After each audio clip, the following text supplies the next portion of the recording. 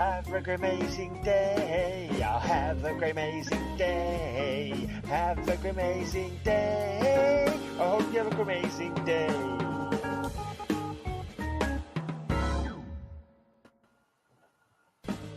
Have a great amazing day. I'll have a great amazing day. Have a great amazing day. I hope you have a great amazing day. Hi everybody. Have a great amazing day. I'll have a great amazing day. As it played over and over again until it felt like it. Hey, great amazing! Hello, for Pete's sake. Yeah, I don't know if anyone wants to join me, but there's only one person watching, so okay. But I've been saying for ages that I want to start showing off my perks again. So we go to box one. It's a really crappy name. What's in the box? I've actually done millions of times before, but if I've got a better name for me sitting and showing off my comic books, then by all means feel free to suggest it. Now, Klaus is going to join me tonight. Nobody has it yet. Perhaps we'll turn up at some point. And if anyone else I know from the comic community wants to kind of hang out, or not even from the comic community, whatever community you're in, if you want to hang out, you take all out, or Billy will, or heavy metal, or whatever the heck else I do on my channel on the part, then if you want to hang out, then by all means do. So the idea of this stream, I go through my boxes, and whoever's here in chat or on the stream, hopefully, if anyone ever joins me for any of these in the future, that's if this isn't the last one of these that I ever do, then we'll talk about the comics. If you've got the comic book, what your memories are of the character, what your favourite arcs are, that kind of thing, whatever comes up, basically. So basically, box one. Hey, Simeon.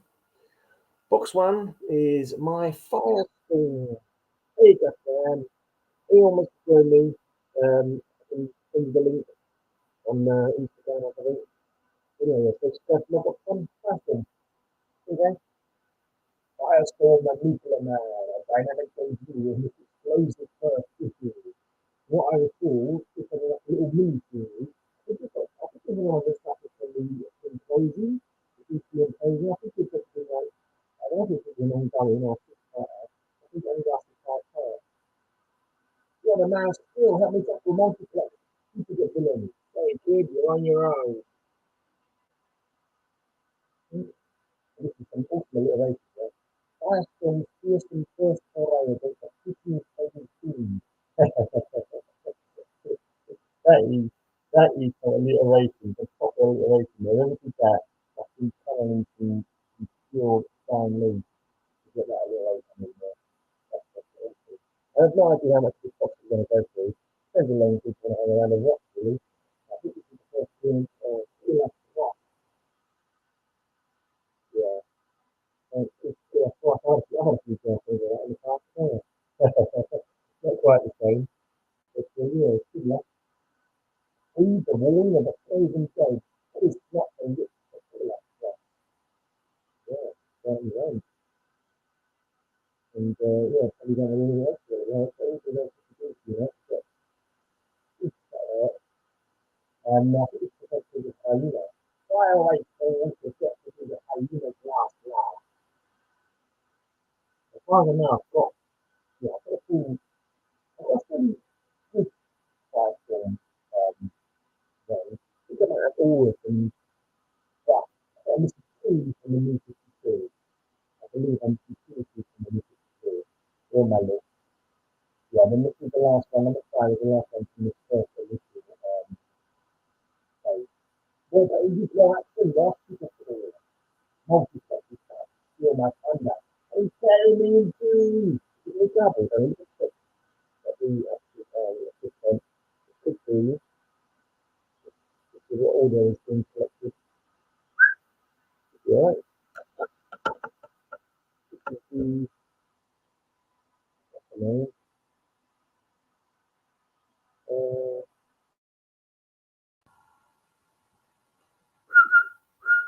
Is that working better at all? I can sell because default speaker. The speaker's fine.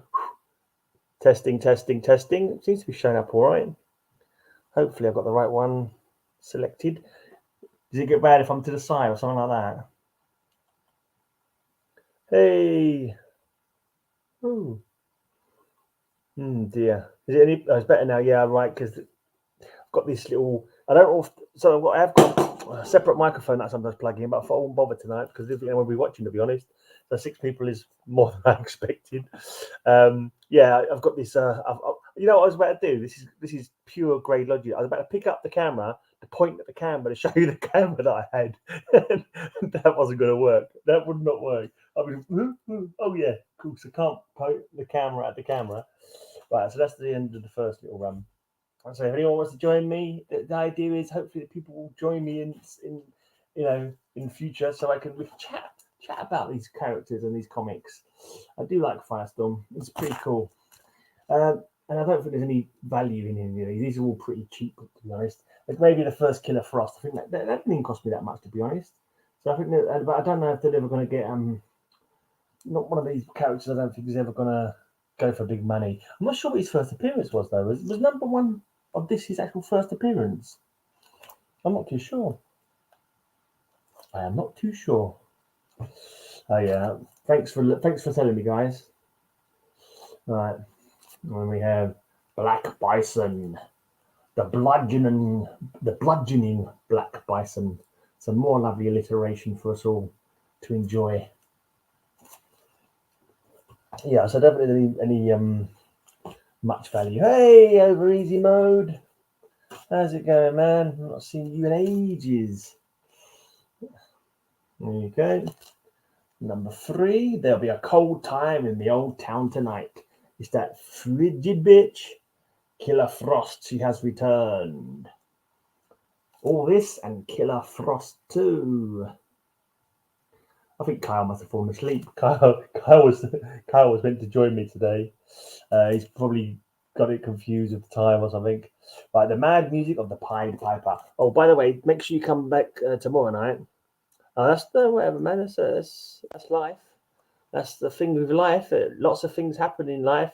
Right, Carl's turned up 7 minutes late. We'll make him sit in the back for a bit. Yeah, we'll make him sit in the back as punishment. He's flipping me the 2 fingers. Oh, we'll let him in, I suppose. Only if he's on his best behaviour. Yeah, I got pulled into a Canadian Life for Remembrance Day, just as a favor to a buddy up in Ontario, because they're doing Canadian Remembrance, and then Veterans Day is coming up here in the U.S. Oh, is it? Military. I think Modi's talking to me on Twitch. Yeah, I'm on YouTube and on Twitch and on Facebook because I've started paying for my for the the StreamYard again. You multi-platform share. Where's all the on here? Unfortunately, no one watches me on most of the platforms, so it's like Modi's the only one watching me on Twitch. I'm surprised. And yet you have an amazing fan base. Who's that amazing fan base? Well, 6 of us. Is that still Pat Broderick working on that one? I think it might be. Yeah. Broderick run was really good. Yeah, it's good art. I've always liked the look of Firestorm as well. I think the colours are really cool, yellow, the red, and who can't love a character with a flaming head? If it works for Ghost Rider, it works for really all the Atomic Skull, and it certainly works for Firestorm. That's all I can say about that. But I'm not sure how many of these comics are going to go for. It depends how long people want to watch for, I suppose. I might do the whole box. We'll see. So you got a Firestorm run? Did you have issue 1 in there? Yeah, I was just saying, I've got every Firestorm up to the New 52, where I'm missing 2 issues from one of the New 52 runs. So are you talking the second series, or do you have the first series? First and second series I've got, yeah. Oh man, that first one's a hard get. Yeah, I got quite lucky with that, because to be honest, I didn't even know there was a first series. I only got it fairly recently, only like a year or 2 ago. I can't remember when I started getting the Firestorm. I don't know if I got it from the second series. I definitely didn't get it from the beginning. I can't remember if I got it all subsequently or what. I must have got it. I can't remember now. That's the thing. The trouble is with my brain. I think I remember something, and then I find evidence that points in a completely different direction. Like I say to myself, I remember buying those from the comic shop around the corner from where I live. And then when I look at the comics, they've got press labels on from like Glasgow or something. I said, where the hell? I'm sure I got these from the comic shop around the corner. And I must have picked them up online instead. And I just, my memory is so rubbish that I don't bother trusting my memory anymore. I got one that'll drive you nuts. I tried to get my friend Romeo Tangal on here because he did a lot of the inking on those. Oh, cool. In the first series and then at the tail end of the second series. And Firestorm was one of those 1978, 1979 DC cancellation things. Yeah, that's what I thought, the implosion, yeah. Yeah, it went 8 issues, right? Or 7? No, only five in the first. Only 5 issues. So yeah, they did issue 6 and 7. And that got on the... it never got printed. And Romeo owns the original artwork to issue 6.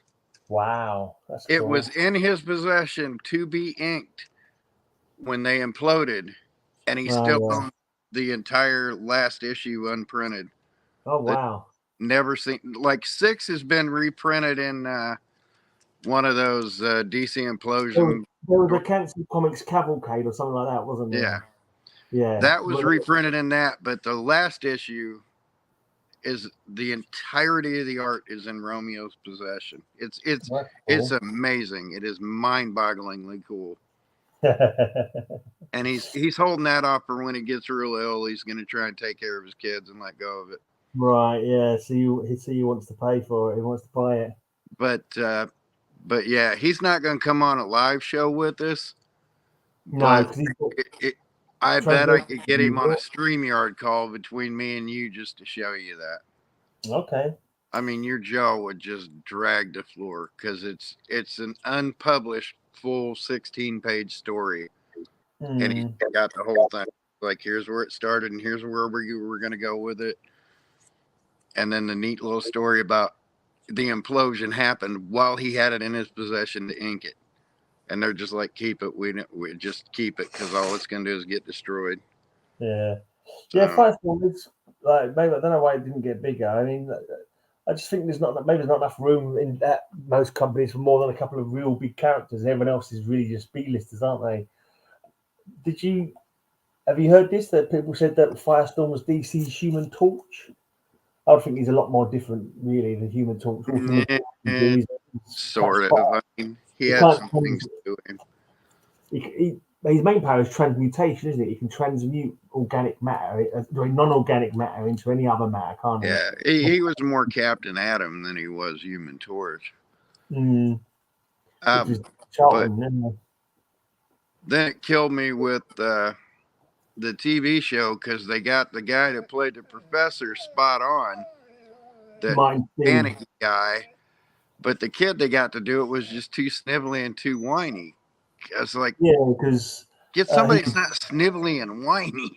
You know? I don't. You're talking about on the Legends of Tomorrow, whatever it's called, the time traveling ones. Yeah. I can't remember the guy who they had it playing it. I remember I did watch a couple of series of that. I think. Yeah. The professor on it was good because he was the jittery and he just portrayed it. And everybody's like, well, they changed the color of the kid. You know, is it going to be a big deal? I was like, I don't care what color the kid was. They were probably making a mashup of the original Ronnie Raymond and Jason Roush, who was the second Firestorm, who was a black guy. Maybe they amalgamated the characters together, maybe. I don't know. I thought good for them, whatever, but he should have been a little edgier instead of, oh, I didn't get my way. It's like, no, he wasn't like that. He's a bit of a whinger, was he? He's a bit of a whinger. He wasn't a whinger. He was more that cyborg type of, you know, in your face kind of stuff. Well, he was more of a jock, wasn't he? When he ran, he was a jock. Yeah, he wasn't a whiny whinger. Yeah. And that kid they got to do it was just a 24/7 whinger, and I'm like, get off there with that. Hey, Cap, if you want to hang out, mate, let us know and I'll send you the link. Anyone I know who wants the link. They did that with too many of them show characters where they just could have ran with it, where they just made them whiny whingers. Like, you're about to get to the first appearance of Killer Frost, and she was a great pick. The girl that was the first appearance was number 3 of the... Yeah. Of the... She was a great pick. But then the girl that played Bite was a damn bicycle. I mean, that was about the grossest thing I've ever seen in a TV show. in a season and a half, remember she was bedded down with 4 of the main characters. that. I'm like, really? You got to go this crappy 90210 soap opera crap? You know, Yeah, give her own identity, not the I'm the town vice. Superheroes and Famous or something like that. Oh, Caps Pick Up the Kids. Yeah, I mean, they made her the town bicycle. There was quite a few different like Firestorm characters. Firehawk, and then there was a Russian guy called like Poznyov or something like that. I can't remember what he was called. He was like the Russian version of Firestorm. So there was quite a few. Yeah, and there's Bite right there. Oh, okay. I remember that character. I've completely done. Yeah, and she was the town bicycle on Green Arrow and I'm guessing some sort of computer generated character though. I'm guessing. Yeah, and she was a major character in the DC TV shows, but they made her just seem like a trampy idiot. Okay. Was that the Legends of Tomorrow show that it was in, or was it in the all Flash? of it? She was on Legends of Tomorrow, Green Arrow.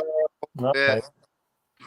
I haven't watched enough of them. I kind of like had access to a couple of them at one point, but she literally started out dating Green Arrow, and then she dated Ray Palmer, and then she dated Firestorm or something, and she was just a bicycle getting passed around. Oh, he's the love of my life. Two episodes later, oh, he's the love of my life.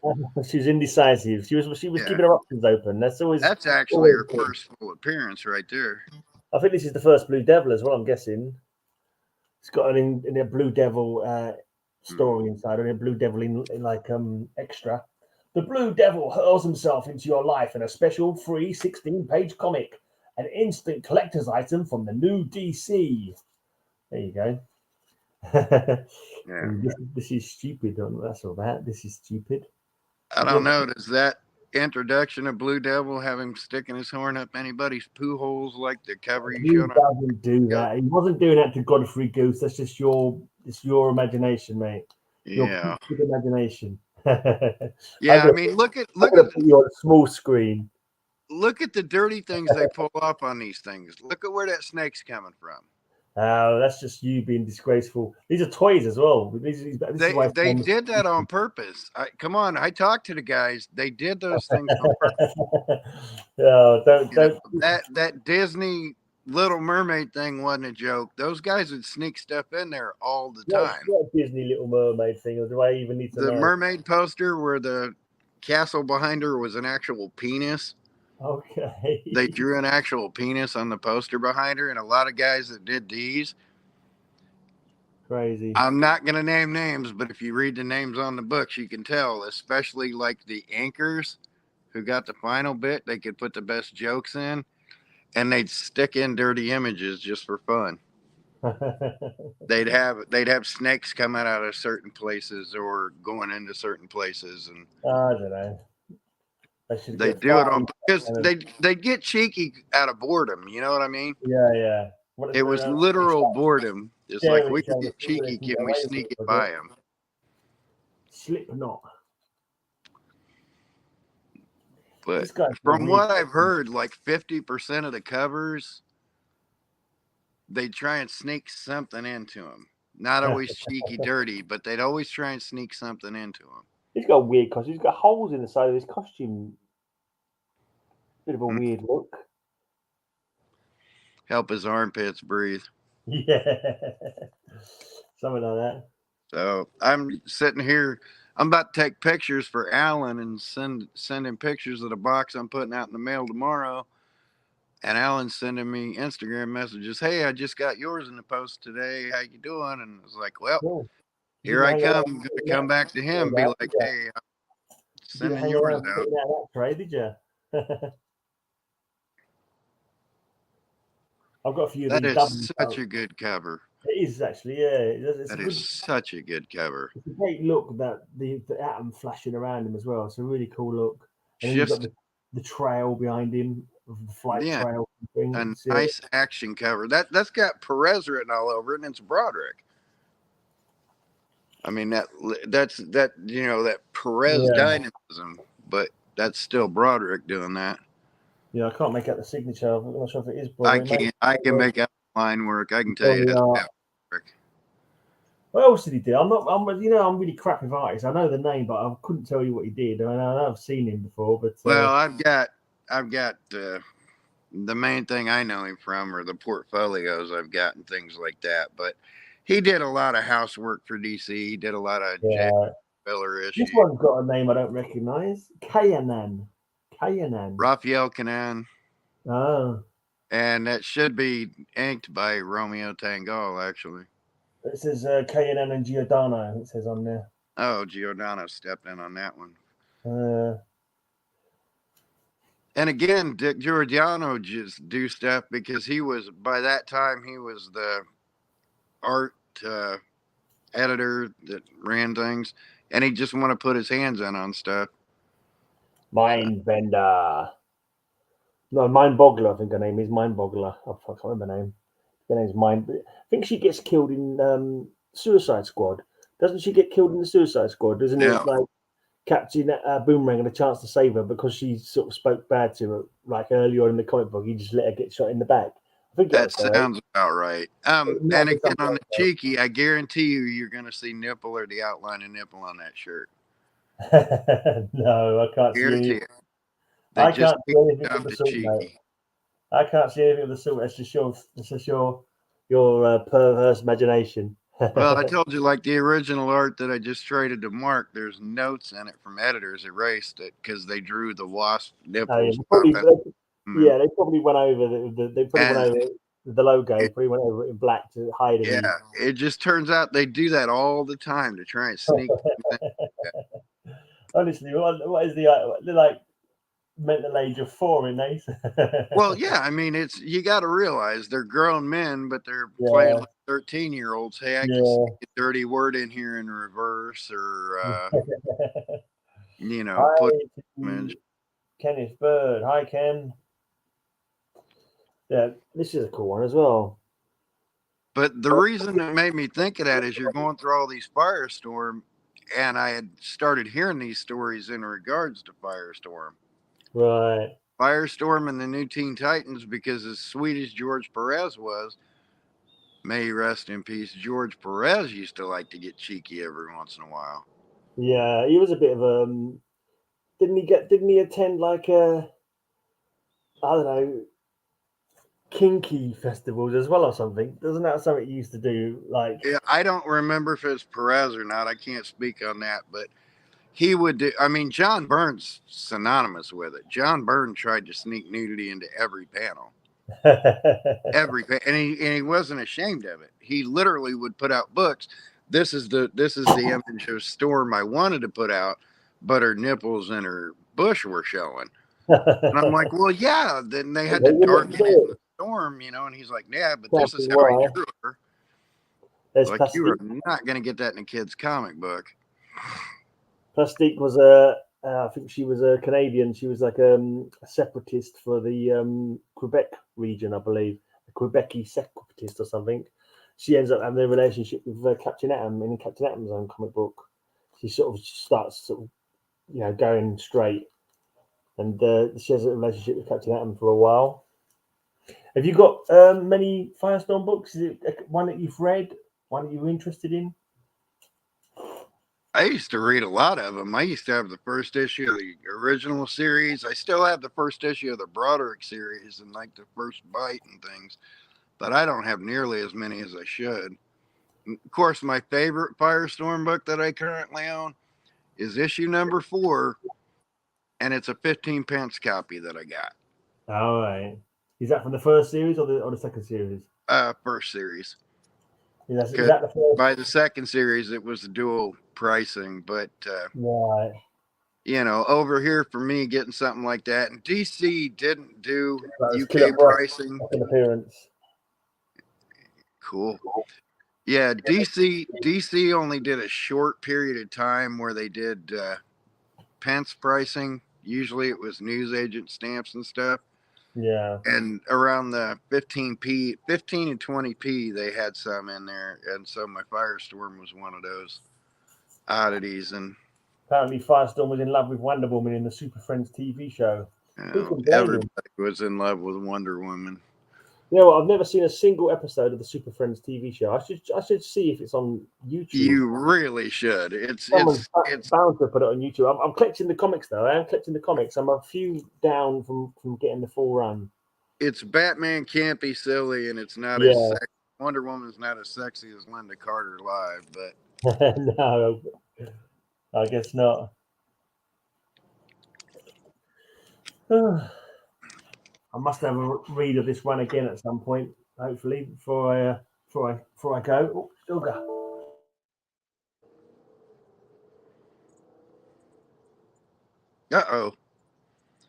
Uh-oh, it's just me and him. It's just me and you, puppy. He went off the air. You want to be on TV, dog? Or I want to see my kid's dog. Come here, kid's dog. Come here, puppy. Where's that dog? Where's that dog on TV? Come here. Where's that right there? You don't care. Oh, I wonder if I'm still even on air. Let me check the chat here. Picking up kids right now. Super Friends. Secret Captain. G-Man. Garbled.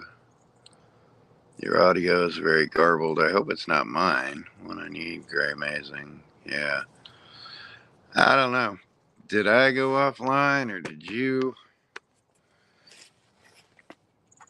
Let me go back in for a little bit. Yep, I'm the only one on here. Hey, don't you feel Gray Amazing? Here you go, dog. Go chase that. You can't see it in the light. So, it's still taking off time, so I wonder if he's going to pop back on here. I don't even have any comic books to show, just things I'm about to mail, and they're already sealed up. So, nothing fancy for me, except clunky close-up shots where I'm walking back inside the house. Come on, Graham. Where you at, Gray?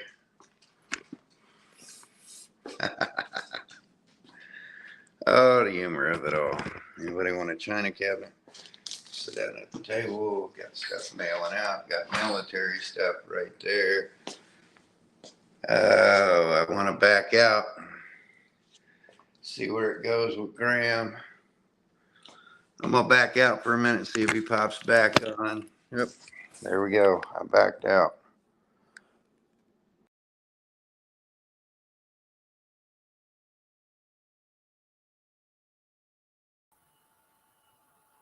Well, that was a disaster, wasn't it? Oh dear. Yeah, that was not Gray Amazing. That was the complete opposite of Gray Amazing. That was a massive calamity. There's still people here though. Carl's gone. I thought Carl was going to entertain everybody while I wasn't here. He's vanished. He's vanished. Oh well. Right. Yeah. Well, is my camera gone weird as well? It looks a bit crappy camera now. Is the sound all right? So look, it hasn't messed up the cameras. That's this, and the audio should be fine, hopefully. This looks really like it. The quality of the camera's gone really weird.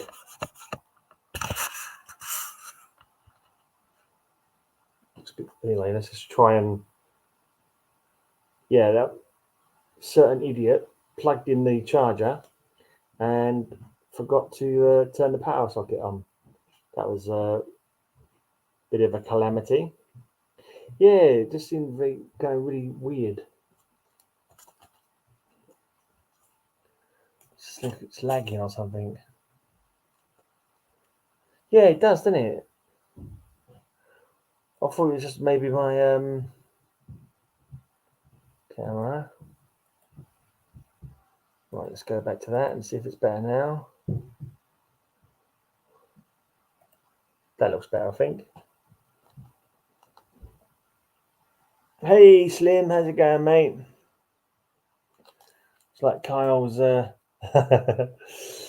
see if Kyle's left me a message on Facebook. Oh, if anyone wants to join me, just let me know and I'll send you the link.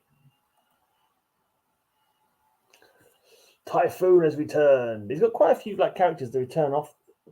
He's got Typhoon, one of his enemies. The Weasel, Killer Frost is one of his enemies. Multiplex is an enemy that he sees quite a lot of. All right. Typhoon fights back. There we go. Oh, Slipknot's there as well. It's like he's got. Oh no! You got Slipknot. You got Multiplex. You got the Weasel. Or is it the Hyena? I can't remember now. Is it the Hyena or the Weasel? I think about the Hyena. Forgotten now. Oh, Mind Boggler's there at the bottom.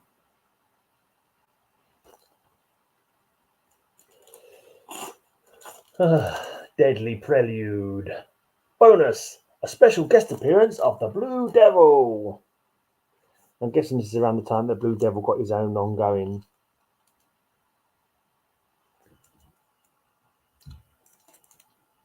I think the 80s.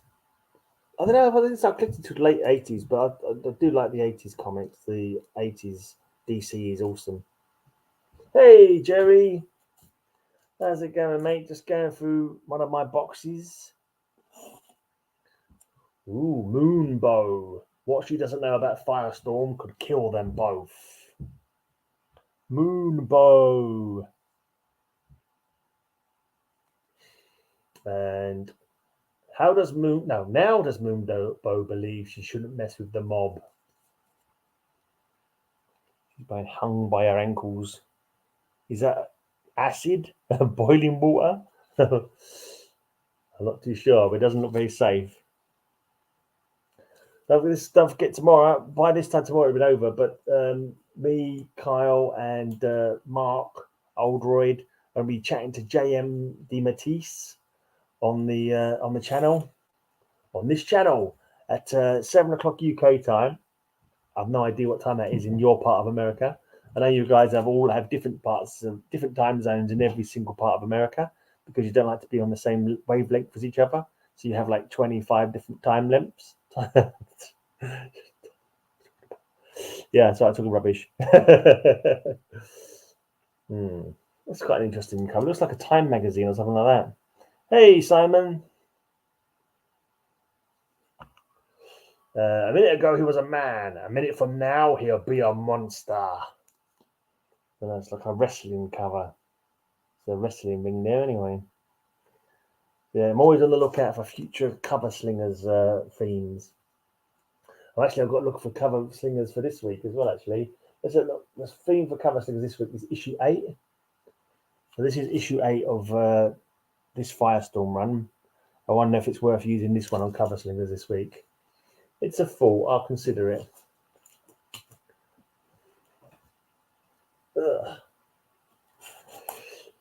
Ooh, once he was human. Once he could have been stopped. So that guy who was in the wrestling ring a second ago, he suddenly turned into a giant. He looks like Jimmy Olsen that time that he got turned into the Turtle Boy. He turned giant. Also slightly reminiscent of a Ben Grimm story. In the Things comic, he fought a guy called Gator who turned into a gator in the end. Right, and we got the annual number 4. It's cool. This is probably one of the only ones I've actually got annuals on. Oh yeah, everybody vote. Must vote. It's very important. If you're in America, you must vote. I won't tell you who to vote for. I know how I'd rather you voted, but it's none of my business. It's not my country. But in this issue, the deadly debut of Silver Shade and Firestorm's fiercest fight yet. Oh dear. Firestorm's fighting somebody else who can control matter. Although he can transmute matter, this guy looks like he can make it animated to do his own bidding.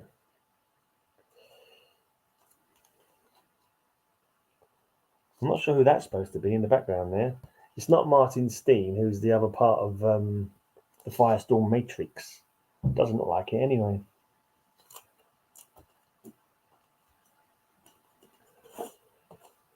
Ooh, Cosmic Boy didn't have a chance. Does Firestorm? And this is continuing over from the Legends storyline. That's Brimstone. I think he first appeared in one of the Legends tales. The same one, I think it was number 4 that he appeared in. It's also the first appearance of the new Suicide Squad and Amanda Waller. Something like Legends 4 or something like that. While Pittsburgh burns, Ronnie and the Prof vow to destroy Firestorm. Plus the Hawk.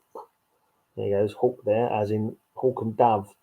This is around about the time when he was getting a bit crazy because his brother was killed, and his brother was kind of like his mellowing influence, and he was sort of going spit off the deep end.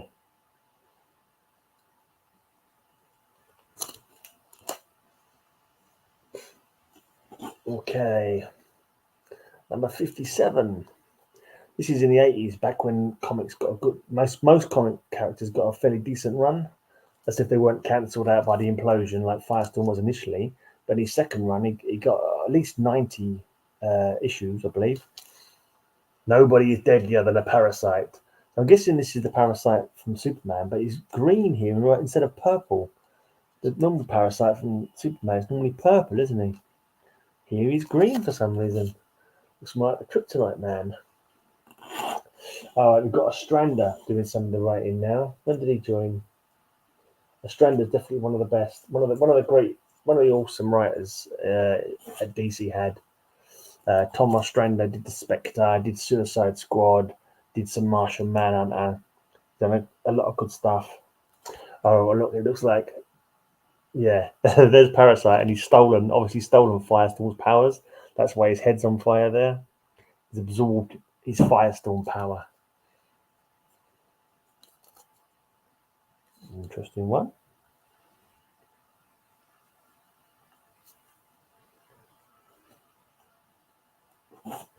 Okay, Typhoon wants revenge.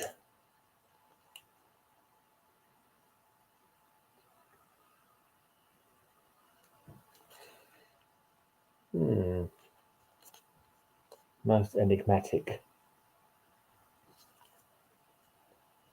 Firestorm, one there he's turned into Skullface.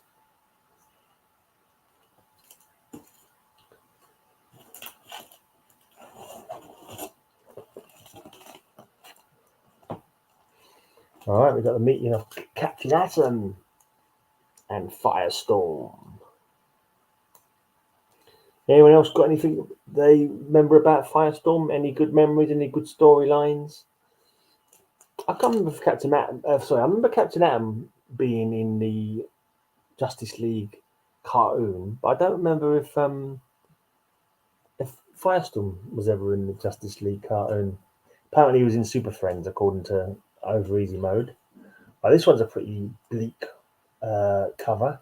It's annual for number 5 annual. It's pretty hardcore.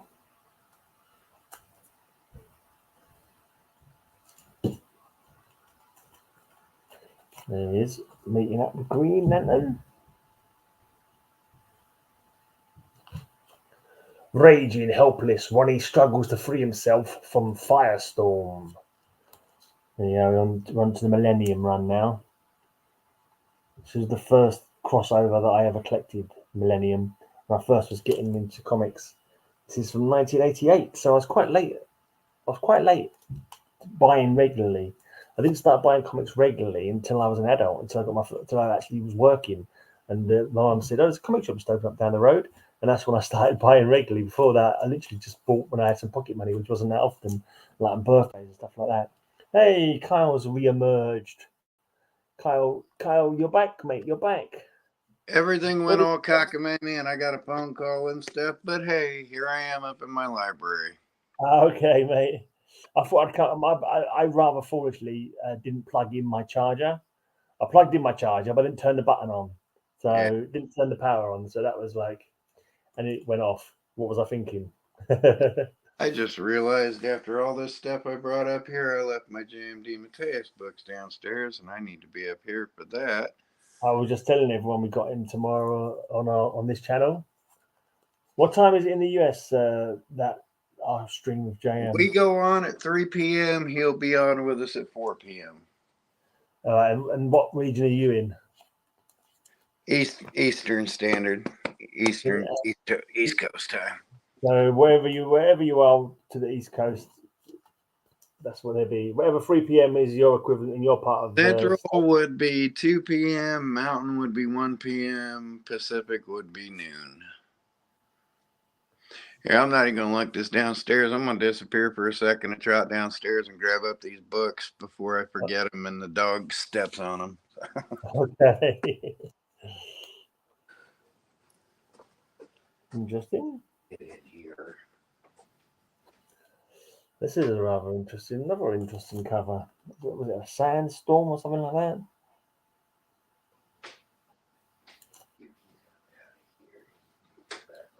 Looks like Vegas. In the background, looks like Vegas lights, but they're sort of sandstorms come blowing through and made it all sketchy. All right, the return of Firehawk in a new costume, I think, and Brimstone again. Hey, Norin Rad.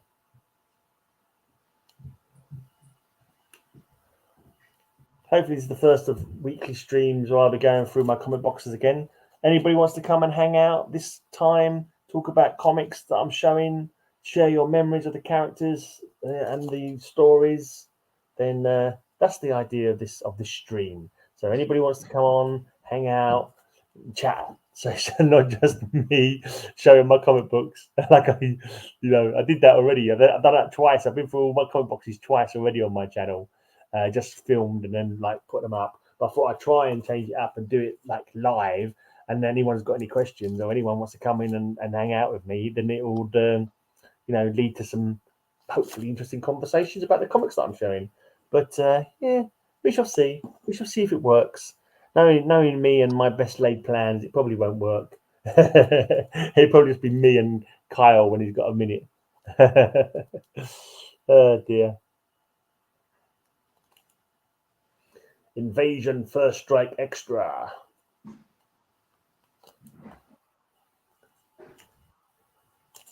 Invasion Aftermath. I think Invasion is when the Dominators and loads of other alien races all attacked Earth. I think you might like this, Simon. I believe they attacked Australia. I think Australia fell under the alien influence in the Invasion storyline.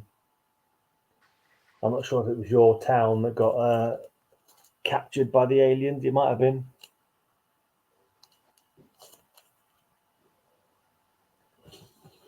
Right, getting there. We're getting there. Right, I'm going to put some of these away. I might as well go for the whole box.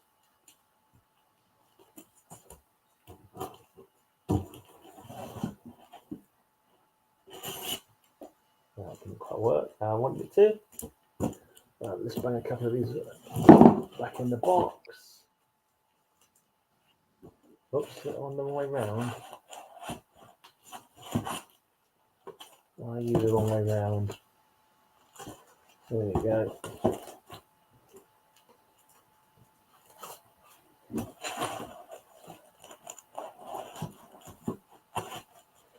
All right. Number 84. Getting towards the end of this run now. Right, I can't remember. I think this is the new Firestorm. It had a costume change at one point. Till at the end of the run, he had a costume change, a look change. Certainly is not a keeper, is it? That is not a keeper. There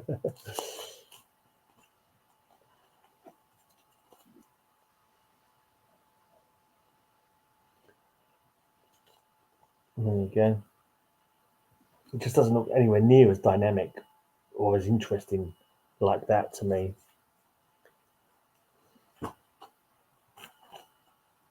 Tom Mandrake. Tom Mandrake's doing the art on this. We've got him on my channel, not tomorrow, but the week after. Tom Mandrake will be coming on. Talk about whatever he wants to talk about, whatever we want to ask him questions about, I guess.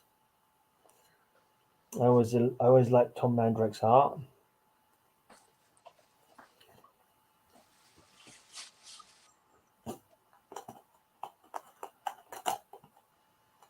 Yeah, another Mandrake cover. Got a very kind of, to me, he's got a very kind of dark, horrific kind of like his stuff. Lots of shadow and shade, and I think he works really good when he's doing horror related stuff.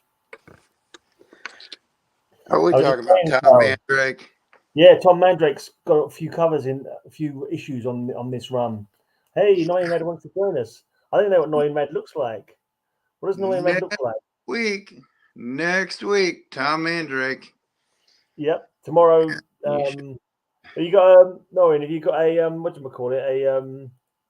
An Instagram? I'll send you the link. Tomorrow, JMD Mateus. Boy, oh boy, what a great run of Defenders that guy had. You like War? He did Weird War. You like Forever People? He helped relaunch Forever People. What's your Instagram? I'll send you the link, mate. Justice League. Knowing Red 82, yeah? It would have D's in it, wouldn't it, mate? It would have D's in it. Knowing Red 82, yeah? I think that's you. Oh, I'm not following you.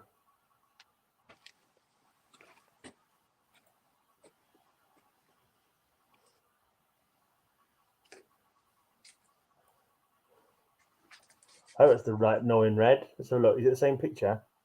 A different picture. The old Red crossover. Buddy Hillary Barta and JMD Mateus wrote it. So. I've either sent it to you or sent it to the wrong person. What's that, Dan? Wrote what, mate? What are you talking about? I'm just rambling on about D. Mateus and Barta and how cool we are. And a first edition English of Planet of the Apes. You looking for that? No. Is that the book? Is that a book, is it? That's the 1963 first edition with the dust cover. Okay, I didn't know. I didn't really know there was a book, to be honest. It came out as a book like 10 years before it came out as a movie. Yeah. So much stuff does, doesn't it? This guy wrote 2 books. One was the Bridge on the River Kwai. One was. All right. Did you write that? That's a bit of a change of. That's rather a different movie, isn't it? The 2 books this guy wrote won Oscars for like story. Right. Oh, he was an amazing writer.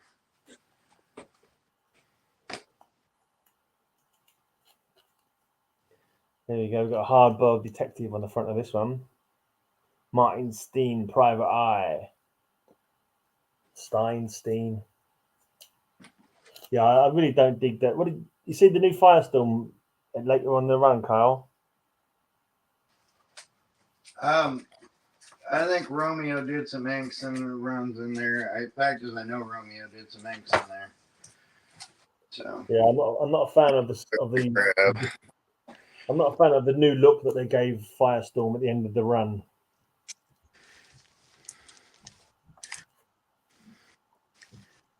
I got some neat books to show off. You know why? You've always got neat books, mate. Well, I got neat books to show up here because you're going to get to show them off soon. Oh, yeah. Is that stuff? So look. There's Adventure 502 in the digest size. Oh, cool. Adventure 494 in the digest size. I've got one of the digest from Roger. I didn't even realize it went over to digest. Adventure 491 in digest. Okay, cool. Superman 213. Cool. Adventure 418. Lovely. I'm trying to get those super girls. Black Lightning #1. Sweet, lovely. Of course, that's autographed on the interior. But like you said, cheers, man. But you didn't need issue 2, right? No, I think I've got. Let's have a look. I think I've got issue 2. Pull that out the back of it. Superboy 162. So look, Black Lightning. No, I need 1, 3, 9, and 11 is all I need from Black Lightning now. Then Action 344. Oh, that's right. That's the one I had, but got a really low grade copy of it. My copy's ragged, basically. So yeah, cheers, man. It's a crazy story though. That one, it's really bonkers. It's kind of like you have to sort of piece together. Like it's played as kind of like a mystery. You have to piece together what's going on, kind of thing. Like it's and there's like some really cheesy story behind it, kind of thing. It's interesting. And I think to balance out this package, because there's 3 digests that'll be shuffling around, how about we get DC Digest 38 with some Supernatural Superman. Cool. Does that seem like a good grey package? I don't think there was any football on the weekend. Werewolf for Lunchtime. I believe it was all cancelled, and there wasn't actually any football on. Werewolf's a Crystal Palace fan, and he knows full well that there was football on. His team beat my team at the weekend, so that's why he's kindly asking me about it. So how'd the Tottenham Hotspur do, Gray? Nobody cares, like nobody cares how Tottenham Hotspur did. Not even I suppose I do. Fans who do. I No, do. I didn't catch what their result was, mate. I didn't catch it. Mm. All right, so you go. This is the 100. The 100. So Nice.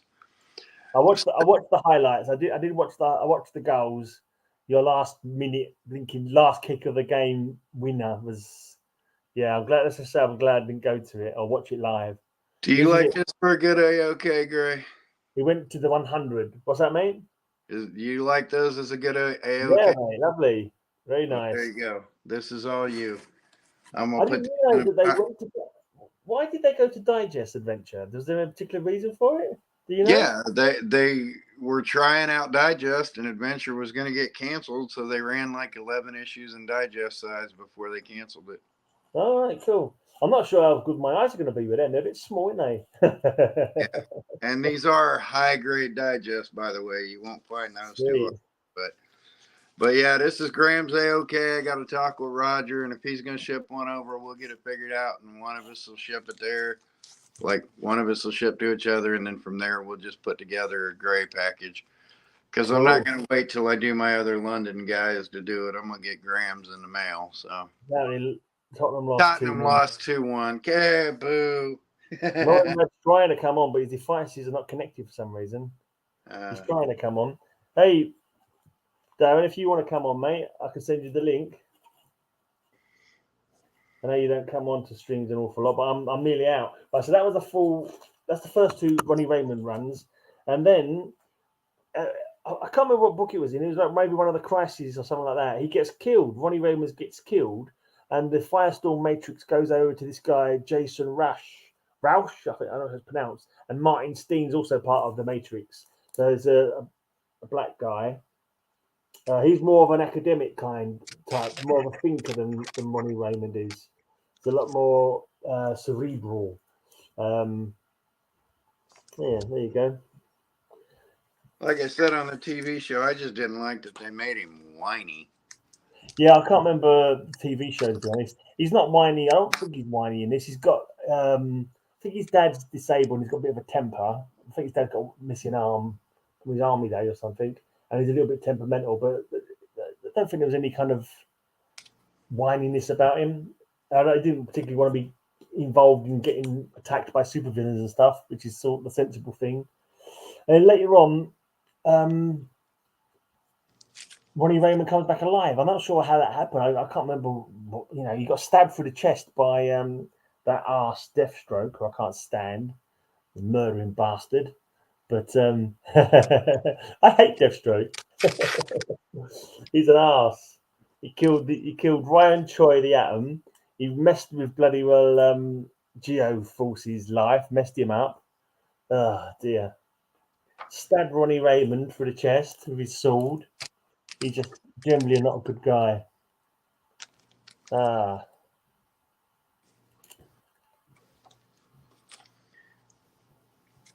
it shouldn't make a difference. You just go to the link, and that takes you to StreamYard. And then once you're in StreamYard, I add you to the thing, and we start chatting. Shouldn't make any difference to. No, I don't see how it would. You just click the link I sent you on. Because I do that all the time. I send links to people on Instagram, and once they click on the link, it takes straight to StreamYard, and then they can just, come on board. I'm not sure what's going on, mate. See if you can work it out. Well, I'll let you in. I sought Roger's counsel earlier on this one, on what degree of clean and press it needs done. He's getting quite into his pressing now, isn't he? This doesn't even need cleaned and pressed. I'm just selling it away.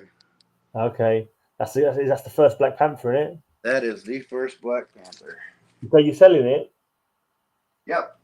How much you going for? Still trading it, whatever the case may be. Right, it's not even about trying again. It says you need to connect your mic camera before you can add them to the stream. So maybe you got to look at your settings or something, Noreen. I'm not sure what's going on with you there. But so Jason Roush, at some point he had a girlfriend called Gehenna. I'm sure her name was Gehenna, which I always thought was a pretty weird name for because it's biblical, isn't it? Gehenna. Is it not hell from? Is it hell or is it the place of Scott? No, Gehenna's the hell, isn't it? The Hebrew hell, I think. I'm sure it is Gehenna. Yeah, that was his girlfriend's name, which is a rather weird name. I think she could teleport. Faster, pussycat. Chill, chill. There's been a few different Killer Frosts, I think. I don't think this is the original Killer Frost. Don't worry, kid. The original Firestorm is back. Those aren't going nowhere. Yeah, and for a while, Jason Rush and Ronnie Raymond were the I've forgotten anybody's name now. The Matrix, the Firestorm Matrix, made up of them two, and Professor Steam was elsewhere, and they was kind of like a little bit of loggerheads because whereas when Ronnie Raymond had Professor Steen as his conscience kind of thing in the background, who was able to give him good advice, he wasn't really able to give great advice to Jason because he's not so scientifically minded, and Jason had a much better like science kind of understanding and a better idea of how his powers could be utilized than Ronnie did. But though he had the experience though, and he was able to, give him good advice in combat and so forth. Kind of a bummer. All my Gemini mailers now are from like famous people like Liam Sharp and Hillary Barta and Romeo Tank Hall. So you don't have to read yours. You don't have to reuse the good one and ship it to Roger. All right. Well, there you go. You're going to go into here and get shipped to Roger. I've got blinking sacks of blinking old stuff lying around the house that I'll package up a few things today. I packaged up something from Matilda today as well. She's getting a few comics off me. Not too far off being done with this box now. Done the whole box. It's been nearly an hour. Not far off. Villains United tie-in. Facing against Black Adam, Amazo. I'm not too sure that Killer Bee. I'm guessing that's Killer Bee, the woman in the background. I don't know, Queen Bee. I'm not sure. And then we got Omak tying the one-man army corps.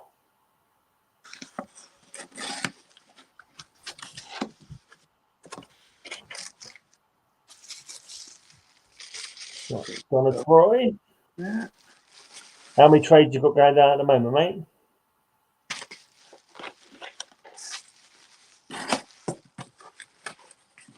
Lost in Space with Animal Man.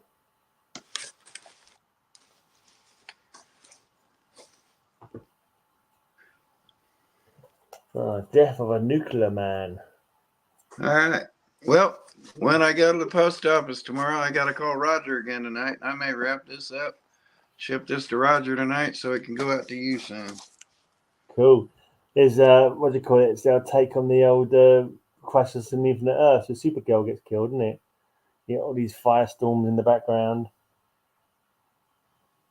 Beauty. Building a better Nuclear Man.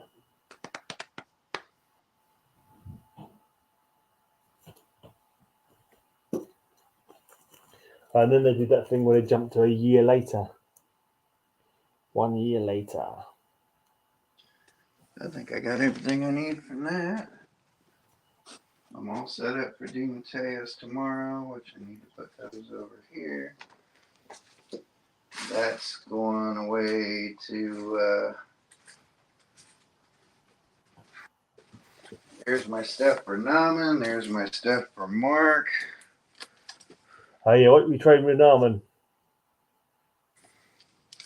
Eventually, Jim Starlin portfolio from 1974. Okay. Mickey or Willie Mays autograph.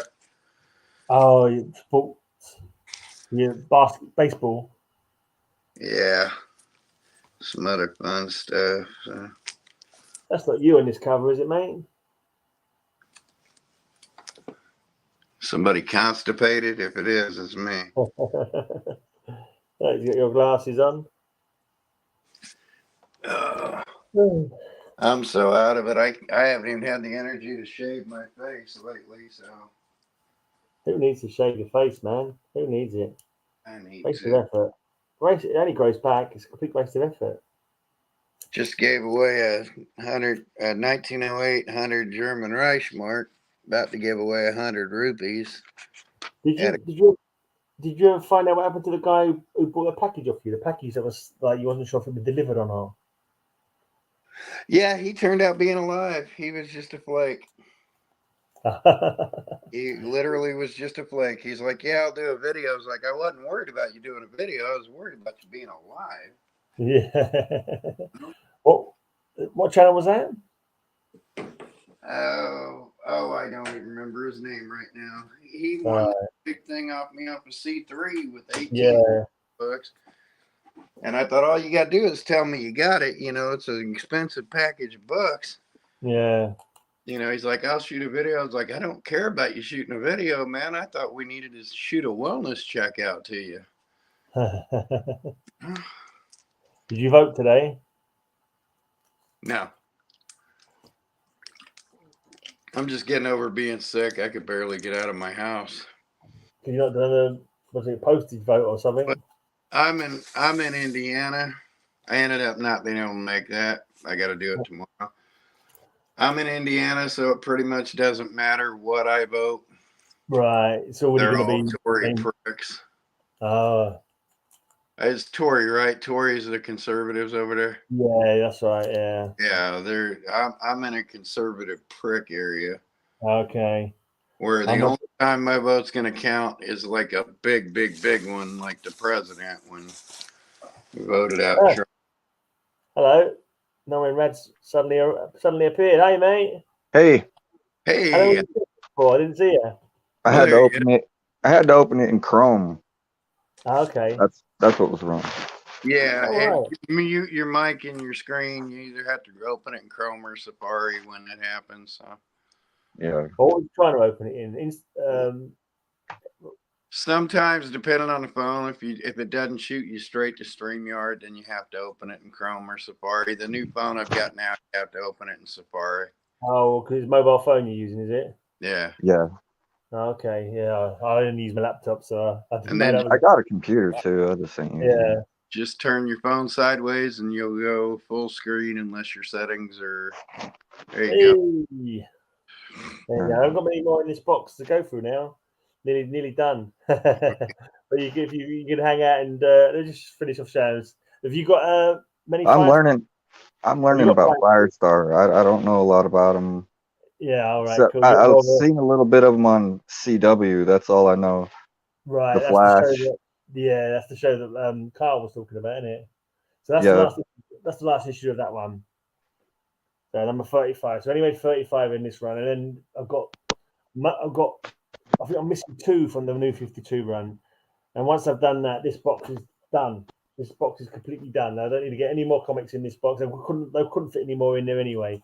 But this is kind of like it's like almost a perfect box where the comics fit perfectly in now. I've got the whole run of them, and so nothing else needs to go in. So it's like most of the time I'm bloody well got, so if I get the full run, they're not going to fit in this box anymore. I have to find out a way to like shift them around to another box or some other system.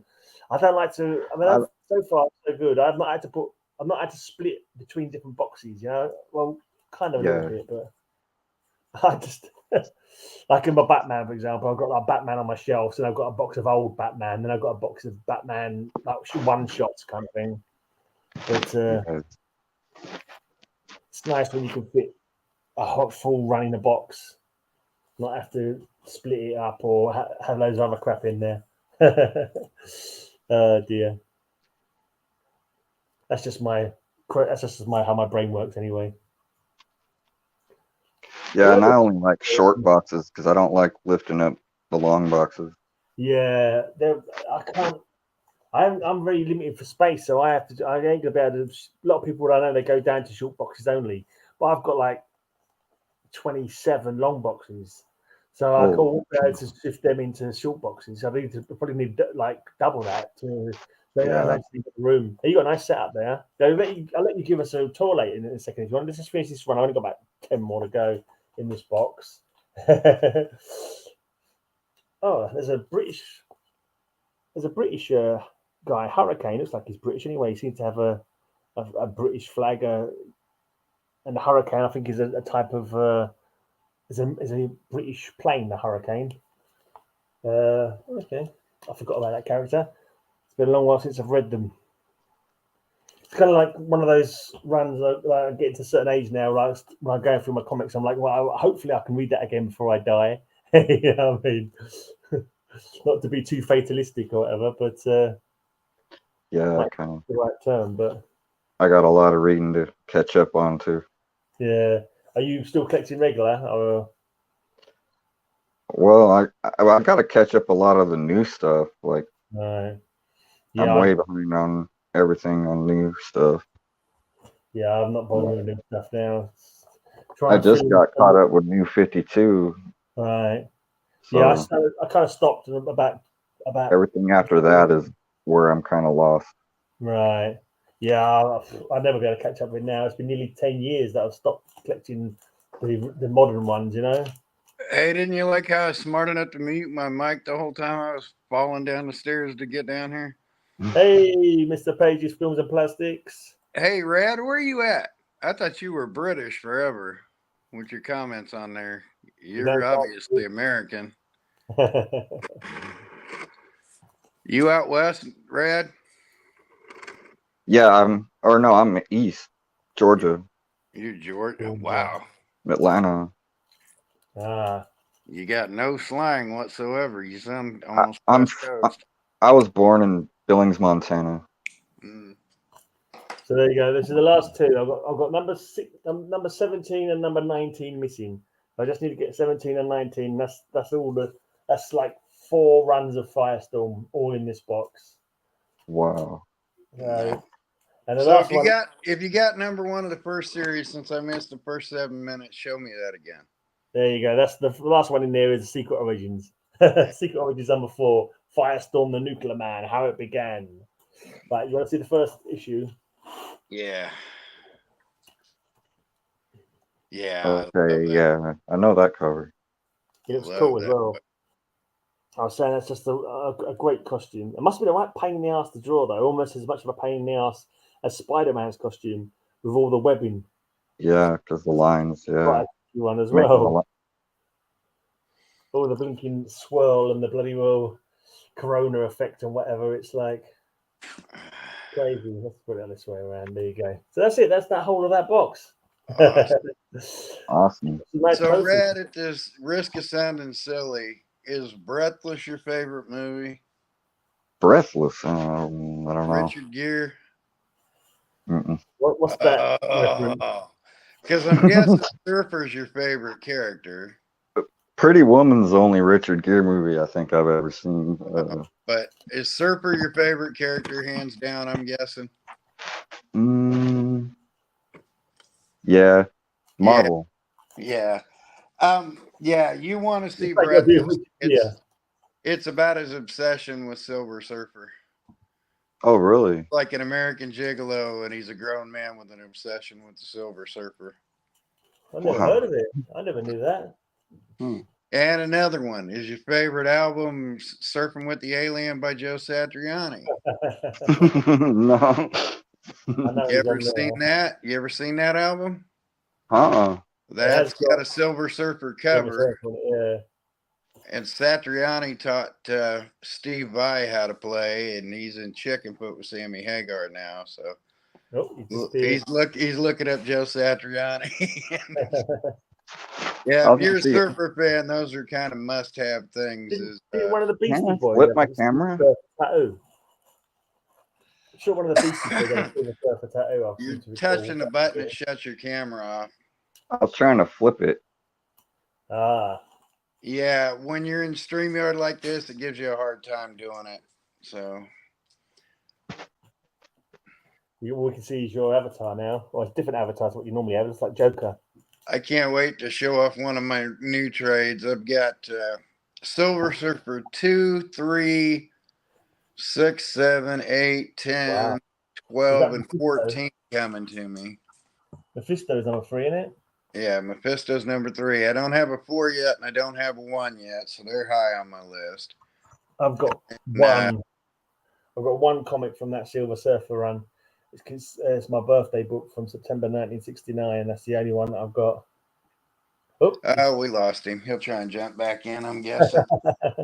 Yeah. Honestly, dude, the next package I put together for you, are you looking for on the stands on your birthday or actually dated September 1960? I think I've got most of them now. I think it was like I go for the cover date, so it's got to say September on it. Yeah, that's because I can't bother working out exactly when it was printed and all that stuff, like so many months in advance or whatever. I just go with what it says on the cover. I know they would put on the shelves. Like I know I got a lot of 1968 date stamps, so maybe one of these times I'll find a 1969 date stamp, maybe in September or something, and I'll get it out to you. So cool. I think that I recently found one that I didn't know that I needed. It was a Backlash comic. There was one from September. I've got that one now, and there's one more that's on my. It's a romance one. I'm not really that bloody fussed about, but it's I can't remember what it's even called now. Actually, let's see if I still got my notes. I love whatever. So that was a rough time to be trying to pick everything up because that's right in a rush when at the end of '68 when Marvel was able to expand from 8 books. Okay. So the Strange Tales went into Doctor Strange's individual series, the Surfer, all those dual tales, Hulk split, Subby split. Yeah, I had a Hulk issue. I got the Submariner issue as well. First appearance of someone called the Seeker, I think. Someone got this sort of one-off monster that kidnaps him, I think, takes it to another planet. And the Hulk's one's got I can't remember his name. Is Maximus or something like that? Mad Maximus or something like that? I can't remember now. Sorry about that. Hey, you're back. Trying to figure it out. I think I got it now. Dog, quit barking. I guess you just can't flip it while you're on. I don't know. I don't know why there's not an easier way to do it. Yeah, maybe not. Yeah, I've never used the phone for streaming, so I haven't got a clue. I only found out you could, if you slip it to the side, it comes in the full screen because someone told me about that once. I think it's called Young Romance 161. Is that what I need? Yeah, Young Romance 161.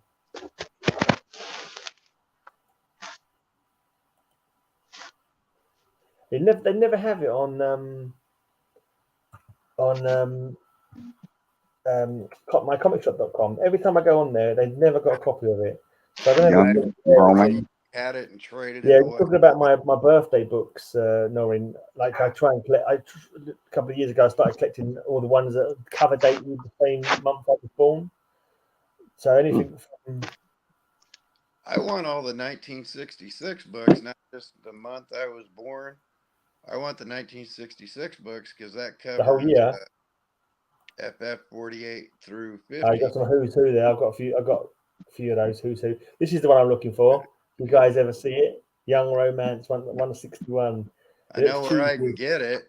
I know where I can get one if he's got a beater copy, but I know never seen that one. Put you on full so you can show some of your books, knowing that's cool. The old Unknown Soldier. I've got the cover digest of Unknown Soldier. Oh, is that Superman's pal? Yeah, cool. One where he's cutting his hair.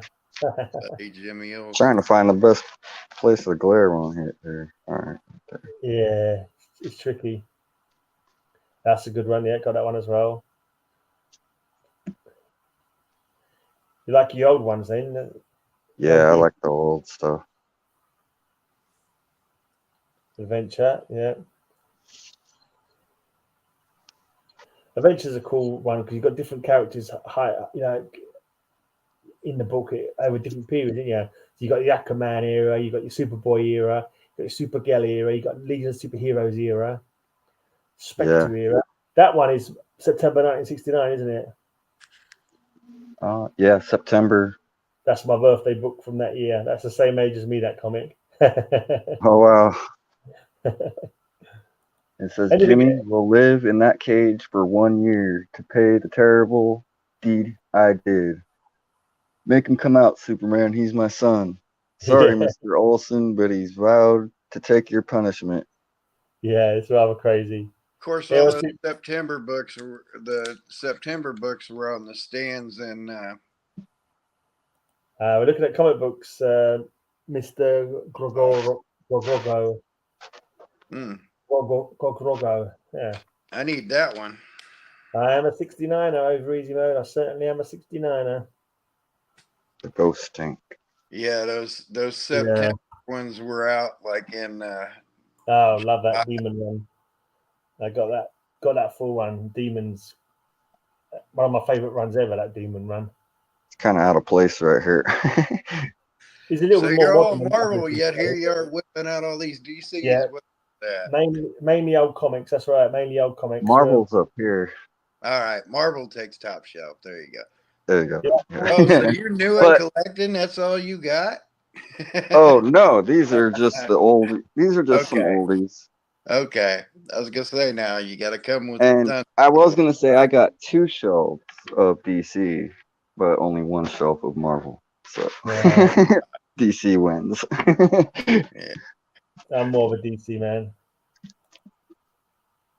Cheers, mate. Mr. Grogo likes your collection.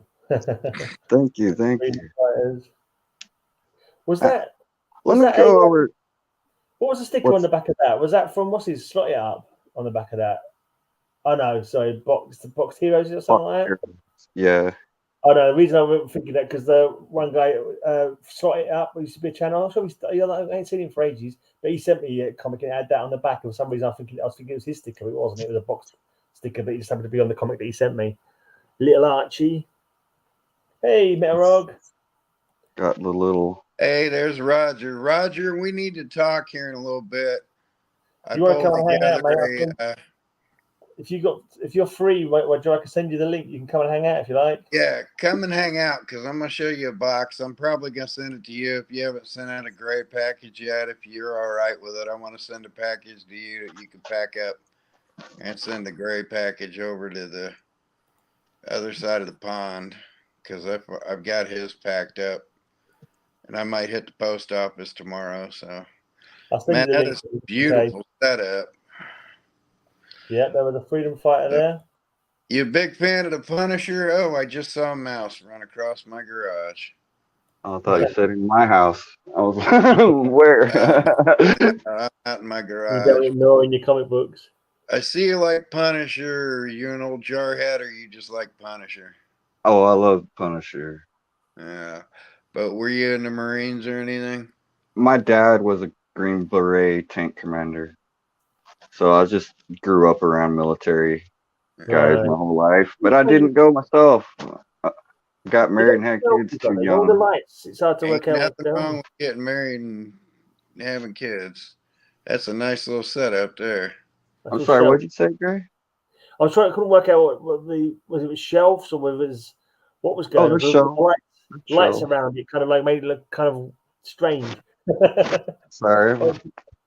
Yeah, that's a dark room right there. I take back your little stuff.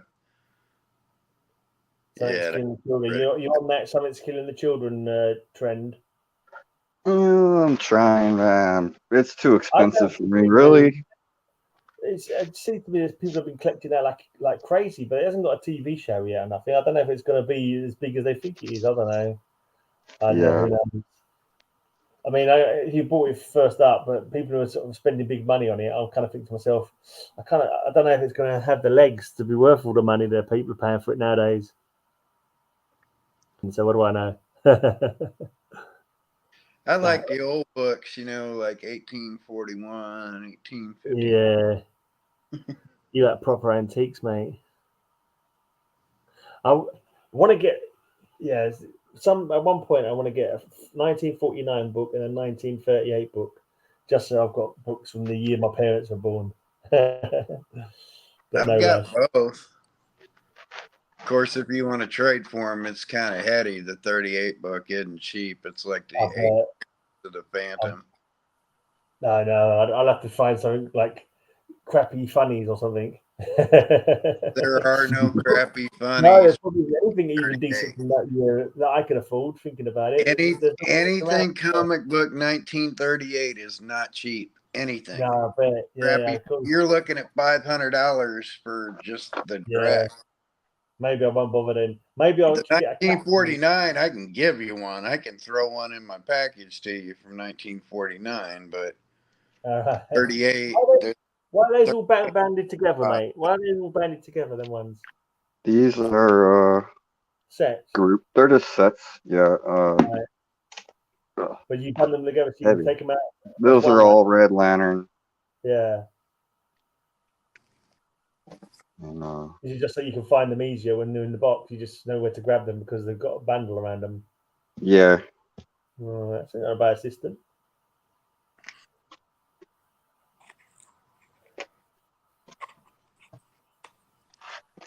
Got some singles here. I forgot what this is. Oh, yeah.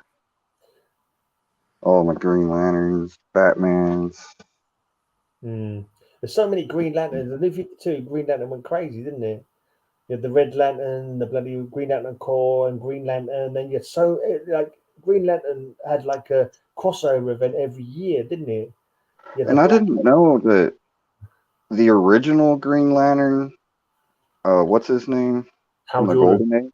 Golden Age. Alan Scott. He's not part of the Corps? No, he wasn't. No, it was a whole different thing. He had nothing to do with Oa in that. No. Are you a big Green Lantern fan there, Red? I am, yeah. All right, I'm going to go grab 2 things real quick that'll kind of bend your brain. I like Green Lantern. I'm a big Green Lantern fan. I shall return. Cool. Have you got a favourite Green Lantern?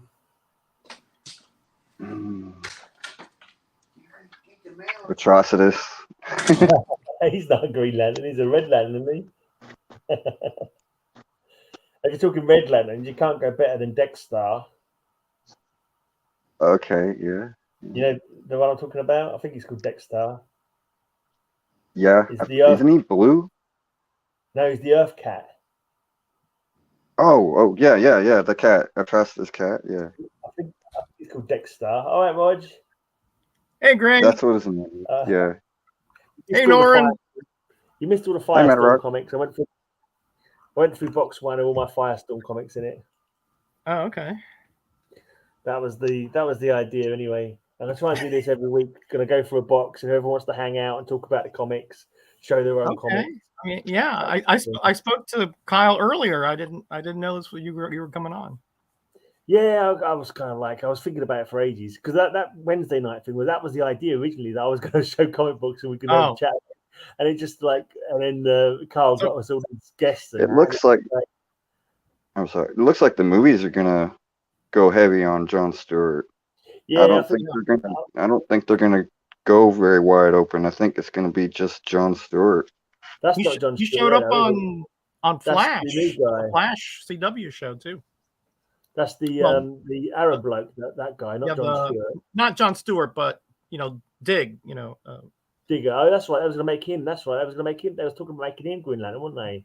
At one point. Yeah. Bit of a weird one. What's the new the Arab origin lantern called? Can't remember what his name is. Do you know the one? You've got the woman. Can't remember what her name is either. I've not really read that many of them. The woman's Jessica. Yeah, something like that. Yeah, Jessica, Latin lady, right? It's not Cruz, is it? Yeah, I think Cruz. So. That's it. Right. Yeah. And I can't remember the Arab guy's name. I do like Larfleeze. I almost forgot about Larfleeze. Yeah, he's great. He's just so comical, isn't he? So Yeah. Yeah, with a name like that, he better be. Well, Laugh-Release is like me when it comes to comic books. I want to I get them all. I like Guy Gardner too. Guy Gardner. Yeah, he's all right. He's okay. I wouldn't mind getting his first appearance, but it's gone a bit expensive, that one now. One of the ones Hey, that's Angel. I didn't see you there in the chat. How you doing? Yeah, he's been here for a bit. Yeah, he won the comic advent calendar. Yeah, I know. I saw it. Yeah. Oh well. I'm getting it ready for him. They'll have it in about a week or two, I guess. Press a couple, are you still? Or? Yeah, yes, a couple I got to clean and press. I'm not sending them like these wrinkly things, you know. Yeah, you gone pressing crazy now. I am, man. Every day I'm pressing 2 comics, leave them in there. Next day the same. Before I go to work, that's my routine. Yeah. Well, go to work. I work from home, but you know what I mean. I go down to the garage. But I'd like to get a press and clean into it. It's a lot of fun, Noran. Let me tell you, it's a lot of fun. Addictively fun. I bet it's a buzz when you put in a crinkly comic and you come home, you got a nice flat comic. You must be like, Yeah.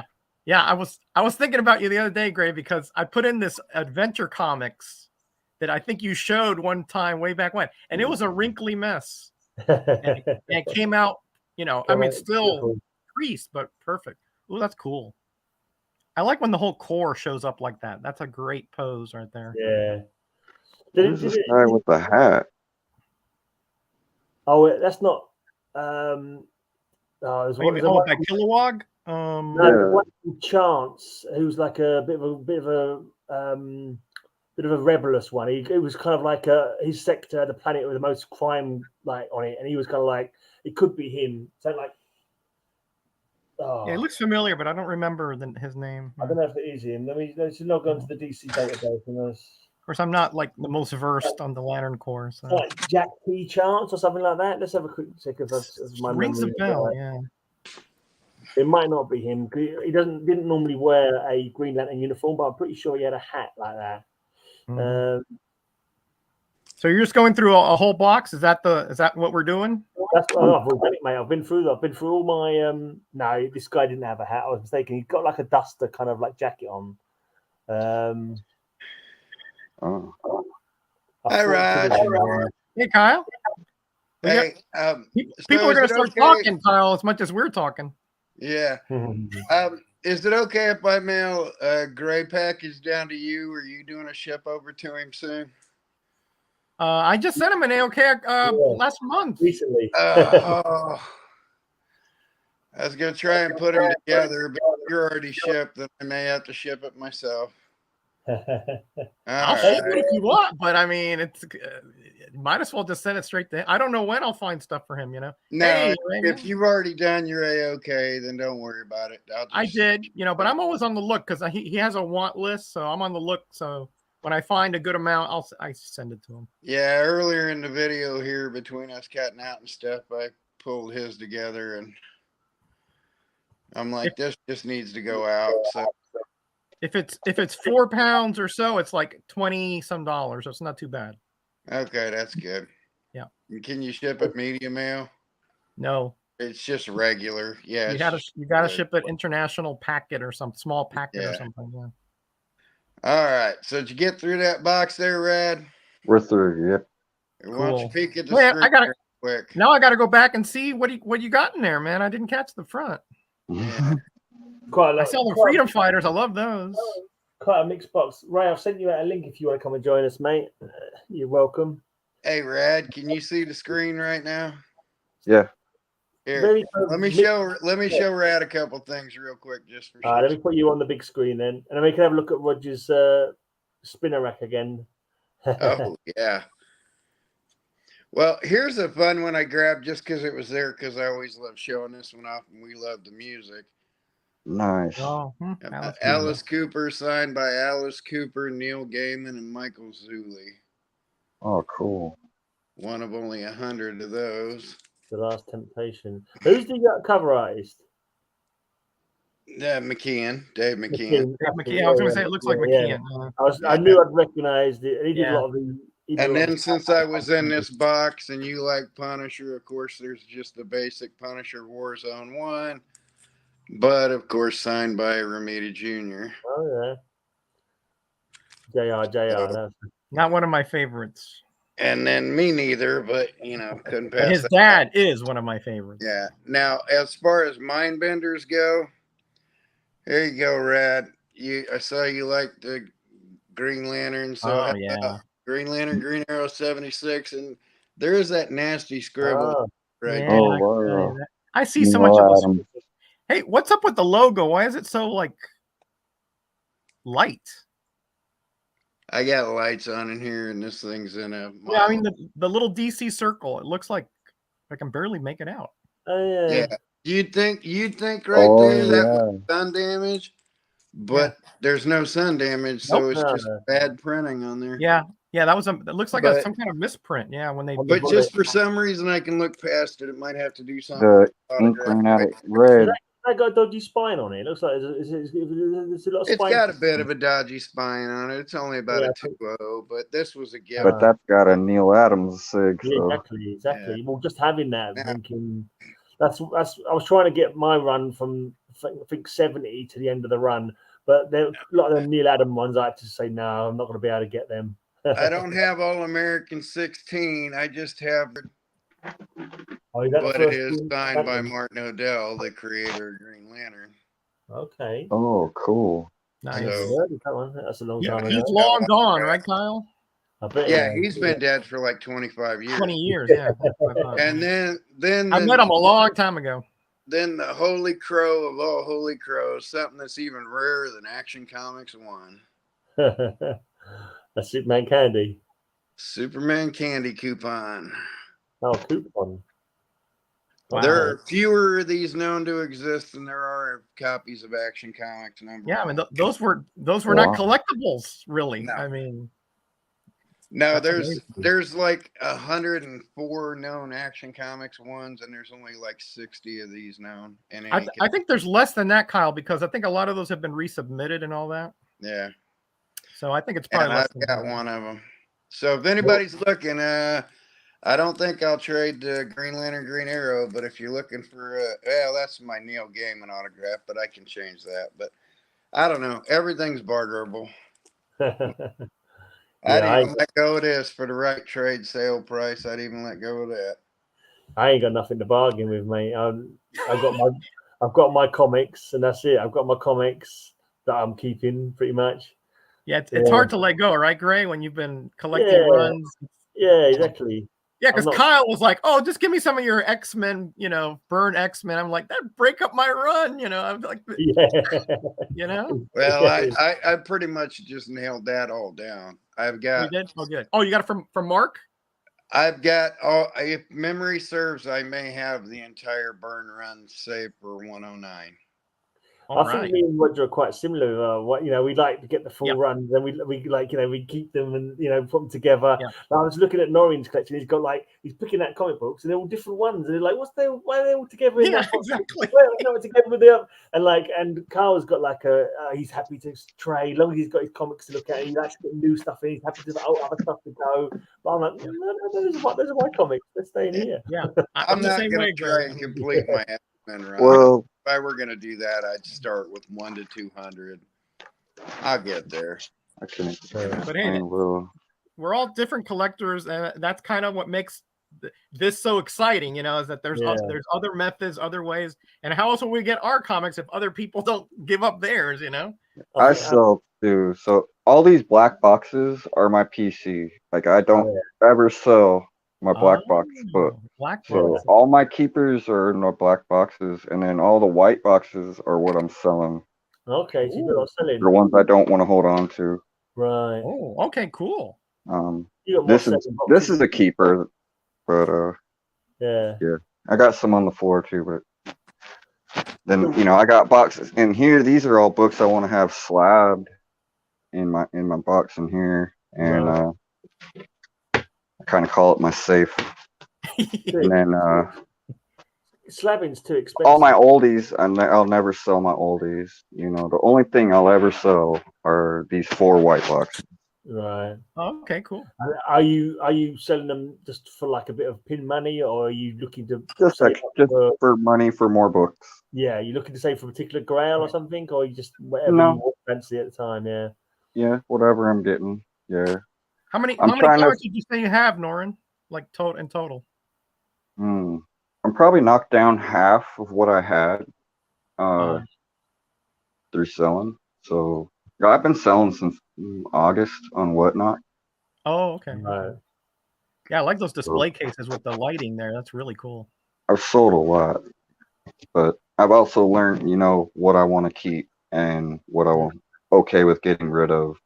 Right, right. It took me a long time. It took me many months to figure out what I'm going to keep, what I want to get rid of, but I figured it out, I think. And okay, good for you, man. Yeah, it's tough to let go for me. I know for me and Gray, it's tough to let go. But like when I joined with Kyle, I mean, I sent him that Marvel of the Fireside, and I had to think twice about that. But I'm like, I'm getting this burn thing. I was like, okay, but it's tough, man. It's tough when you've had a comic for 30 years or something, that was another reason. Like, I wouldn't never tape probably like this my personal books and my black book. These are my for sale, and I just find it's easier to sell a group of books than it is correct, one at a time.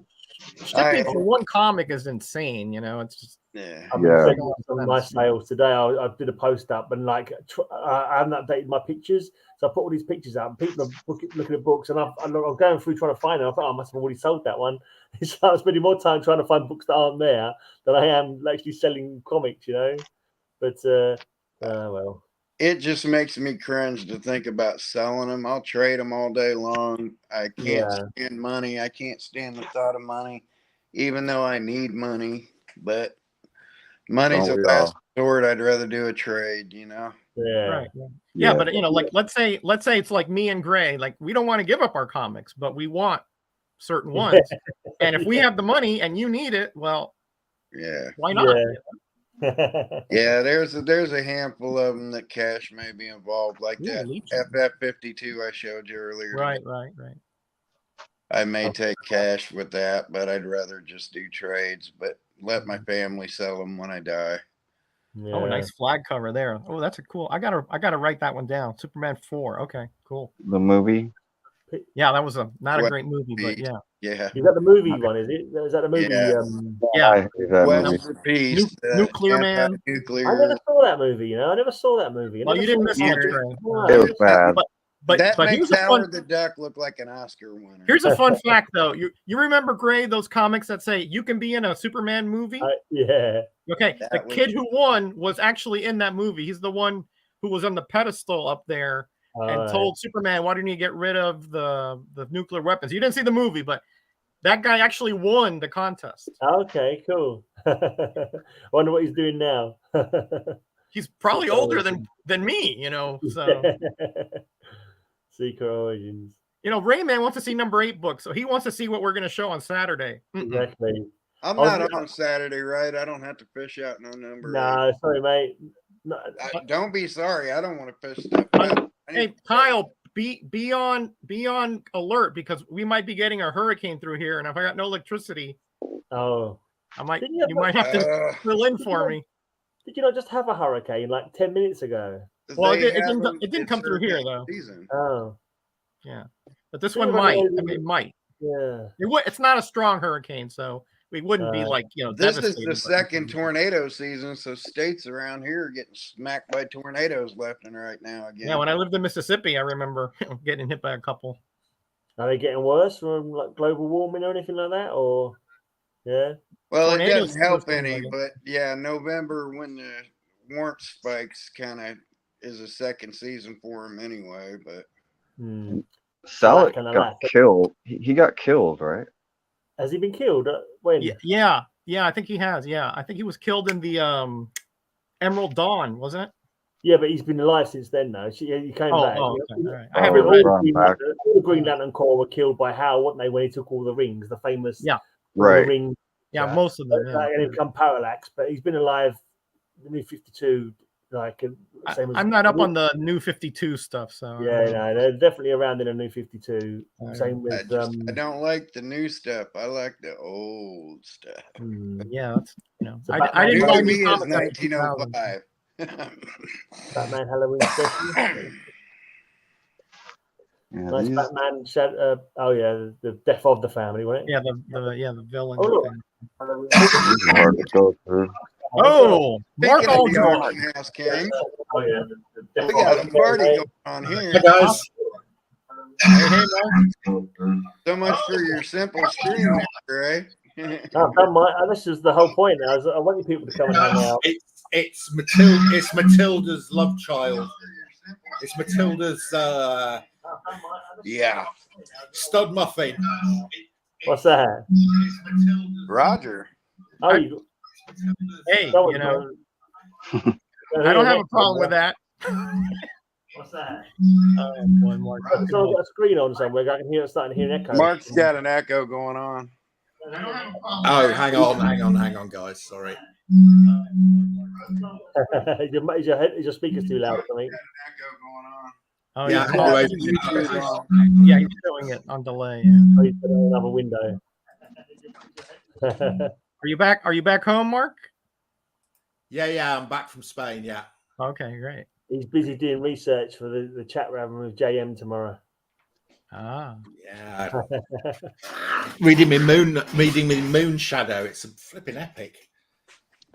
Nice. Moon Shadow, huh? Does that mean JMT Mateus is going to be on our show tomorrow? Yes. Well, that was a great segue. Smooth, Kyle. Damn it. Hey, pick that back up, Norin. How much do you like Batman and Grendel? I love Grendel. Oh, I've got that. What would you do if I told you I had the advanced copy of that came out 2 years before the distributor's black and white copy? I'd say you're wow. showing off. That's what I'd say. Like there may be only 2 of them in existence. I've never seen one before other than one I own. I don't know. I remember getting that Batman Grendel comic. I find Grendel just fascinating. Just the whole idea of it. I got to go back upstairs again if we're going to be on for a minute. Hey, make me big real quick, Gray, so I can show Raj these. Hold on a second. Yeah. So I can show this off for a There second. you go. Here's the digest he's getting. Right. Cool. Oh, wow. I sent him Superman, one of those. 38. Yeah. And then Adventure 491, 492, or 495, and 502. Well, that's a beautiful cover, Dream Girl cover. Yeah. That's a good issue. I'm not even sure where that guy is, because it doesn't fit in my box. So I'll kind of like he's probably got Just lay him on top, Gray. Don't worry. down somewhere. I think I've not got Superman 213, Adventure 418. Oh yeah, That's a cool cover. Oxner cover, I think, on that one.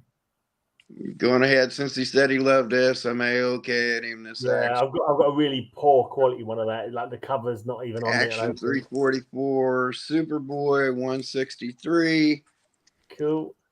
And then this lousy thing, so I had to make sure to air everything out so I'm not around smoke, but I'm going to take this out of here.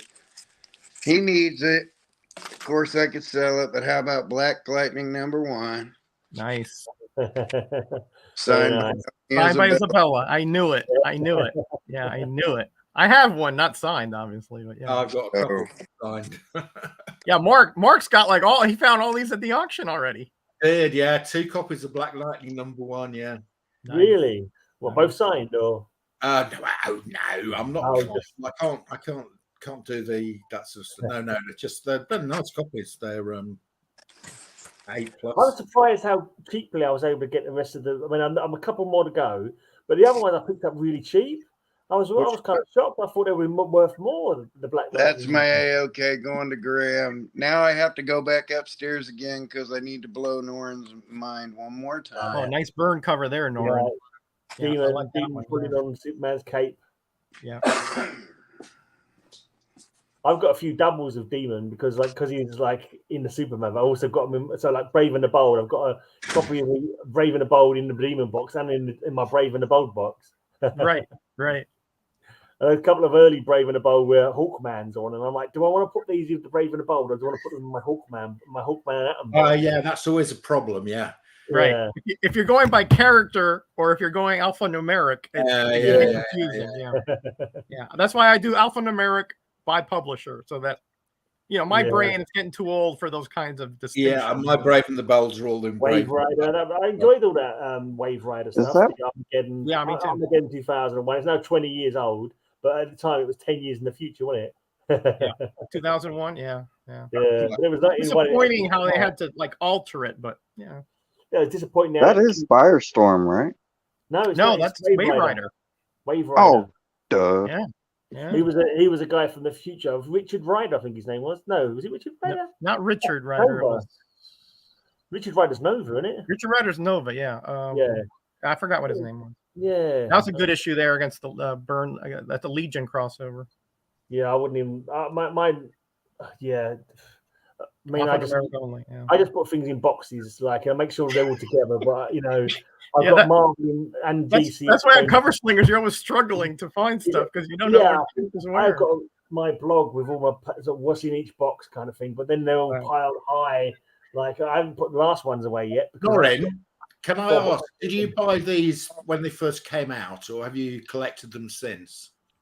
A lot of my books I've had since I was a kid. Yeah. But yeah, I didn't buy these when they first came out. No. I didn't get into Superman till later with the comics. So you bought those secondhand sort of to boost your collection, yeah. Okay. Have you got off you were a kid still in your collection, or you bought them all subsequently? Like, you got your old kiddie comics? Do I keep them? What? No, Mark, has Mark got his old comics? Yeah, I've got some.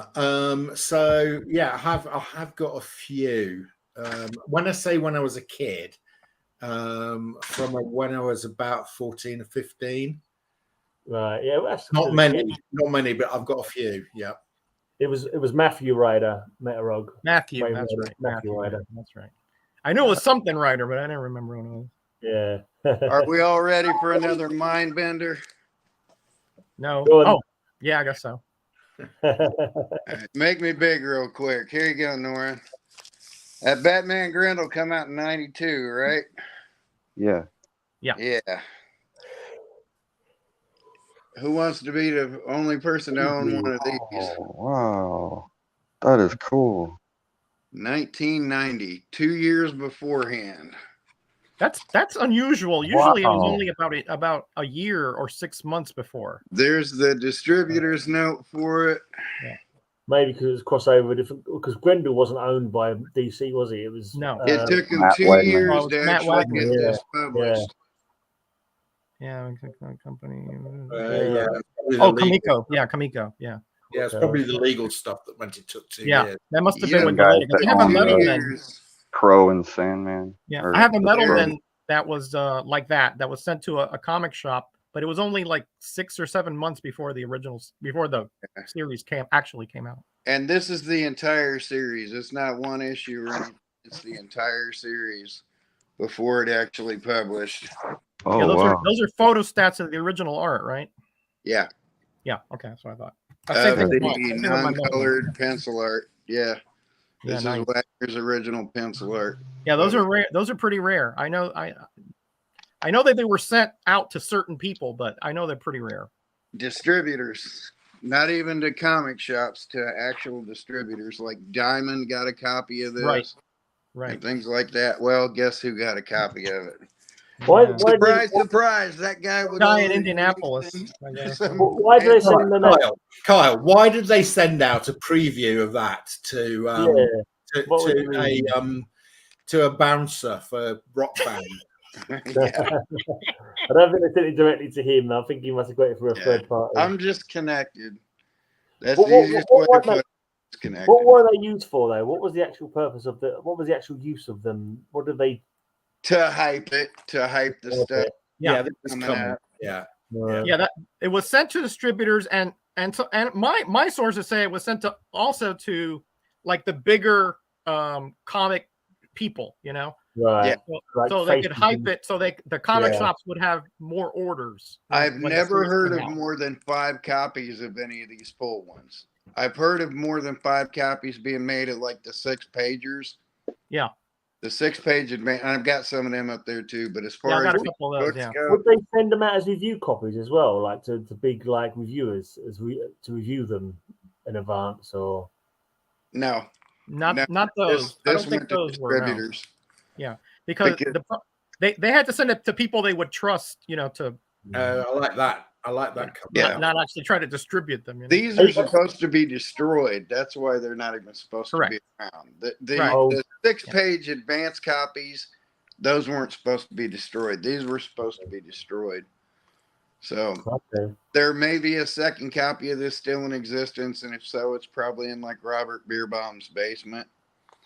So just in case any of you guys out there are looking for an extraordinarily rare Batman or Grendel piece, dangle, dangle, dangle. Big Daddy got it. Hey, Biggie Shack's in here. Hey, Biggie. You've already got all my stuff. But what could you possibly be looking for, Kyle? You got everything. No. Yeah. He's got. I don't know what we could trade. Silver Surfer 1, Silver Surfer 4, early issues of X-Men, X-Men 109, Avengers 118. What's up with 109? Why is that so tough? Just the first burn X-Men. It just happened to be one I don't have. Oh, okay. Because I don't remember it being like especially tough. But no, it's not tough. It's just one I don't have yet. Okay. All right, I'm changing my collection. Just my ideal is to go down a certain road. Okay, yeah. Because I'd be all over the place, but I'm gonna flex on Kyle now. Not that it's a very big flex, but X-Men 109 was the first X-Men I ever bought. Well, and I bet you got the Pence copy. Back to that previous issue, I am going to be in the minority that I love that Submariner outfit from the 70s. Yeah, the disco outfit. Yeah, I love that outfit. Me too. The coolest ever. I cleaned and pressed my Submariner 67 because I like it so much. I love that copy. Really? Submariner guy. He should do a video of the top 10 Submariner costumes. Yeah, and that 67 has gone loopy. I don't know if you've seen it. It's I haven't. No. Yeah, it's hitting all the lists. It's beating all its records. I discussed it with Alan because it was on the trending 20. Oh, yeah. Okay. Why is it trending? Because it's the first. That's this first costume. Yeah, he's on the cover there. You know, with the costume. Namor 67. It's the first time that costume comes out. Yeah, Mr. Fantastic had to make it because he was the toxic nerve gas changed his anatomy. And so he was drying out, and that allows him to hydrate. Right. I bought that right off the rack, Mark. He just shot right off the rack. I remember. There you go. Yeah. That's 161, right? Because you see him like that on that cover, you gotta buy that comic. I agree, Roger. I like it. Did Namor have the same weakness as Aquaman, where exactly an hour after being out of water he started dying? Or is it not dying, but man, that X-Men makes Namor is strong as Thor and strong as Hulk near water. Yeah, underwater he can take on the Hulk. Yeah. You want to hear an X-Men story that just churns my stomach that makes me feel terrible? This is. He's gonna tell us anyway. When Dave Cockrum died, they got rid of all his comics. I was in the auction for it, and I got his X-Men 164. And it was actually, he got an advance copy that was almost magazine sized. Oh, wow. It was oversized printed. It was somewhere between magazine and regular size. And I had Dave Cockrum's advance copy, and I got it for $5 shipped. And then something happened with a lawyer who the day they were shipping that, he put a kibosh on all of it and made everybody get their money refunded. Oh, yeah. Wow. That's sad. My gosh. You would have traded it years ago anyway, Kyle, so you wouldn't be able to shout it to us. I wouldn't have traded anything years ago. I didn't start trading till last year. All right. I traded with Montreal Johnny a little bit, and then I opened a can of worms and went, it's all on the trading block. You're showing us really great comics there, and we're ignoring. Yeah, I'm like. Oh, that's okay. Keep talking. I'm listening. But I'm still. I'm looking at everything. Yeah. I just completed that thing run, and actually pretty good. Ron Wilson art in there is solid.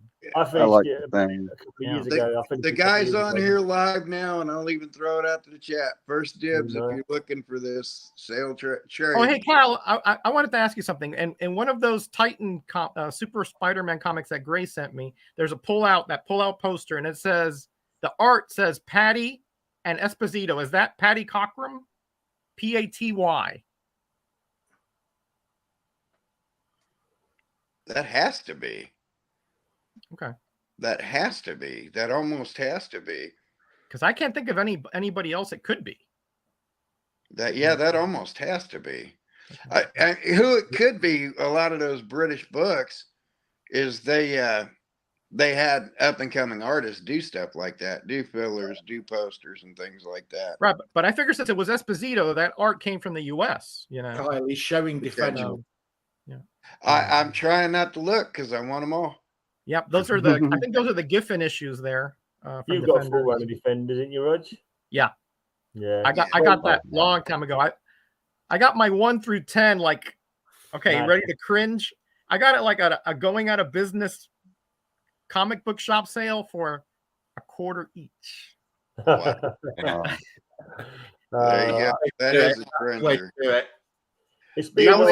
That was back in the mid '80s, so it wasn't quite as big. You know, the only big Defenders issue I need right now of any substance is Giant Size 3.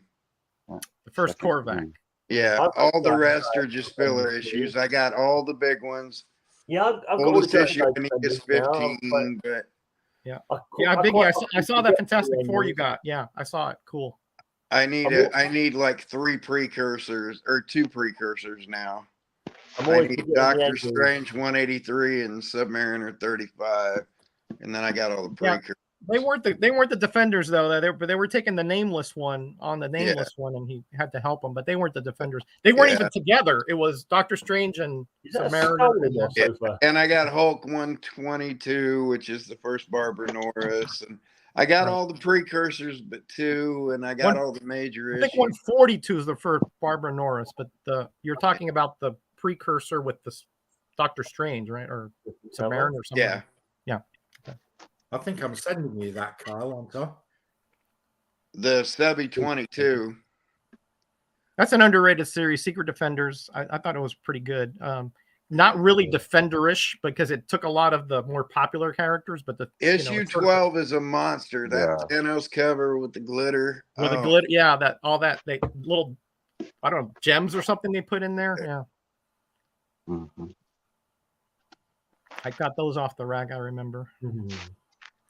So really nobody's blown away by distributor Kyle. I am Kyle, but I'm not a big Batman or Grendel fan, so it's not that appealing to me. Norrin is, so just so you know, Norrin, it's sitting here. It's all right. On to another home. All right. Oh, that Warlock reprint series is pretty interesting too. I think a lot of them were actually considered second printings, even though they're really not. They're special editions. You mean the Starlin reprint ones? Yeah. Yeah, and he put new covers on them too. So yeah, that's right. The new covers. Warlock and the Infinity Watch. It's a good buy at the moment. I've got the whole run. I've been trying to sell it, but not that high. Well, I'd hang on to it, Gray. I think wait until a trailer drops with Warlock in it. Yeah, they were super cheap. They're super a few cheap. months ago. I know that. Yeah, and I'd hang on, Gray. You'll get some more for them when the trailer drops. All right. What's coming out then? Is it? It's appearing in Guardians 3. All right. They keep talking about him being on there, didn't they? It wasn't a very good read, though. I've got to say, it wasn't a great read. No. I might prefer the Guardians of the Galaxy run. That was a lot more interesting. Yeah. The 90s one of that. Yeah, the 90s one was pretty good. Yeah. Yeah. Toward the end, it got a little muddy, but yeah, it was good overall. Yeah. It was a little upsetting the fact that they kept telling you to go to other comic books I didn't have. It's like, I can't get them now because I can't bother to write them down. It's like, forget about it. I just work out what happens when I read the next issue. Yeah. Go see Marvel Superheroes 18. Yeah. Sorry, I got it, but the first issue I think is pretty impressive. It's Starlin. It's all about we've got Eternity and all those guys. Yeah. He's convincing them that he can take the gauntlet. Yeah, he's trying to convince them he should have it, and and they're like, can't be on one person, that kind of thing. Yeah, so he agrees that he's going to split it up. So that first issue, I think, is a cracker. The premise of the team was good, but he hardly ever did anything. They sat on Mole Man's Monster Island and did bugger all most of the time. One time, Drax went to town, and the Incredible Hulk, when he was clever, brainy Hulk, decided to pick a fight with him. It was stupid, such a stupid story. Yeah, it's And then, true. like, The Pip plots Patrol were pretty dark. weak. The concept was great. Yeah. Especially since you didn't know who had that last gem for a while.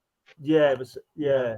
So But this brings up I was going to talk about. Like, it depends on what the writer wants to happen. Like in that Infinity Watch first issue, like he could have like basically handed Infinity Eternity their blinking asses if they messed with him. But he kind of surrendered it, didn't he? Surrendered the gems. He came to a compromise with them. But later on in the Guardians of the Galaxy run, the Beyonder, who we were sort of told is like super powerful, gets kind of like captured by Eternity, and that Prodigy kid. They kind of get captured. Yeah. They seem like they're less powerful than Eternity and Infinity and the Living Tribunal. So it's like the disparity in the story is like, you know, he's all kind of skew-if. Yeah, you're right. The writers sort of dictate that, you know. And there was a Fantastic Four issue where the Beyonder takes on Doctor Doom, and you know they were close for a while, but the Beyonder should have been able to do that and just you know. Exactly. I need that Spidey 90 hologram because I gave away my full set of those. I had a backup set of all the rest of the holograms, but those four issues. Yeah. When I gave away, I think I have all four, but I'm not giving them up, Kyle. I just figure I gave away 1,000 comics to my grandnephew. I gave him 4 long boxes and then some. So, you know, I can fill stuff. There's the other one. Yeah. I love the hologramic issues. I've got a load of those. They're great. Yeah, they grow on you. That's true. They do. Yeah, as you get further away from the 90s, they get. Yeah. Back then, we were like, oh, another hologram, another foil cover, you know. And what do I have? What did I show on Slingers when it comes to holograms? The first hologram. Yeah. Buffalo Labs, 1986. So, hey, Graham, while you're sitting at a keyboard, why don't you type in your address and send it to me on Messenger since I'm going to the post office. Just go watch my video of the stuff that he sent me. You take it off the video. Almost.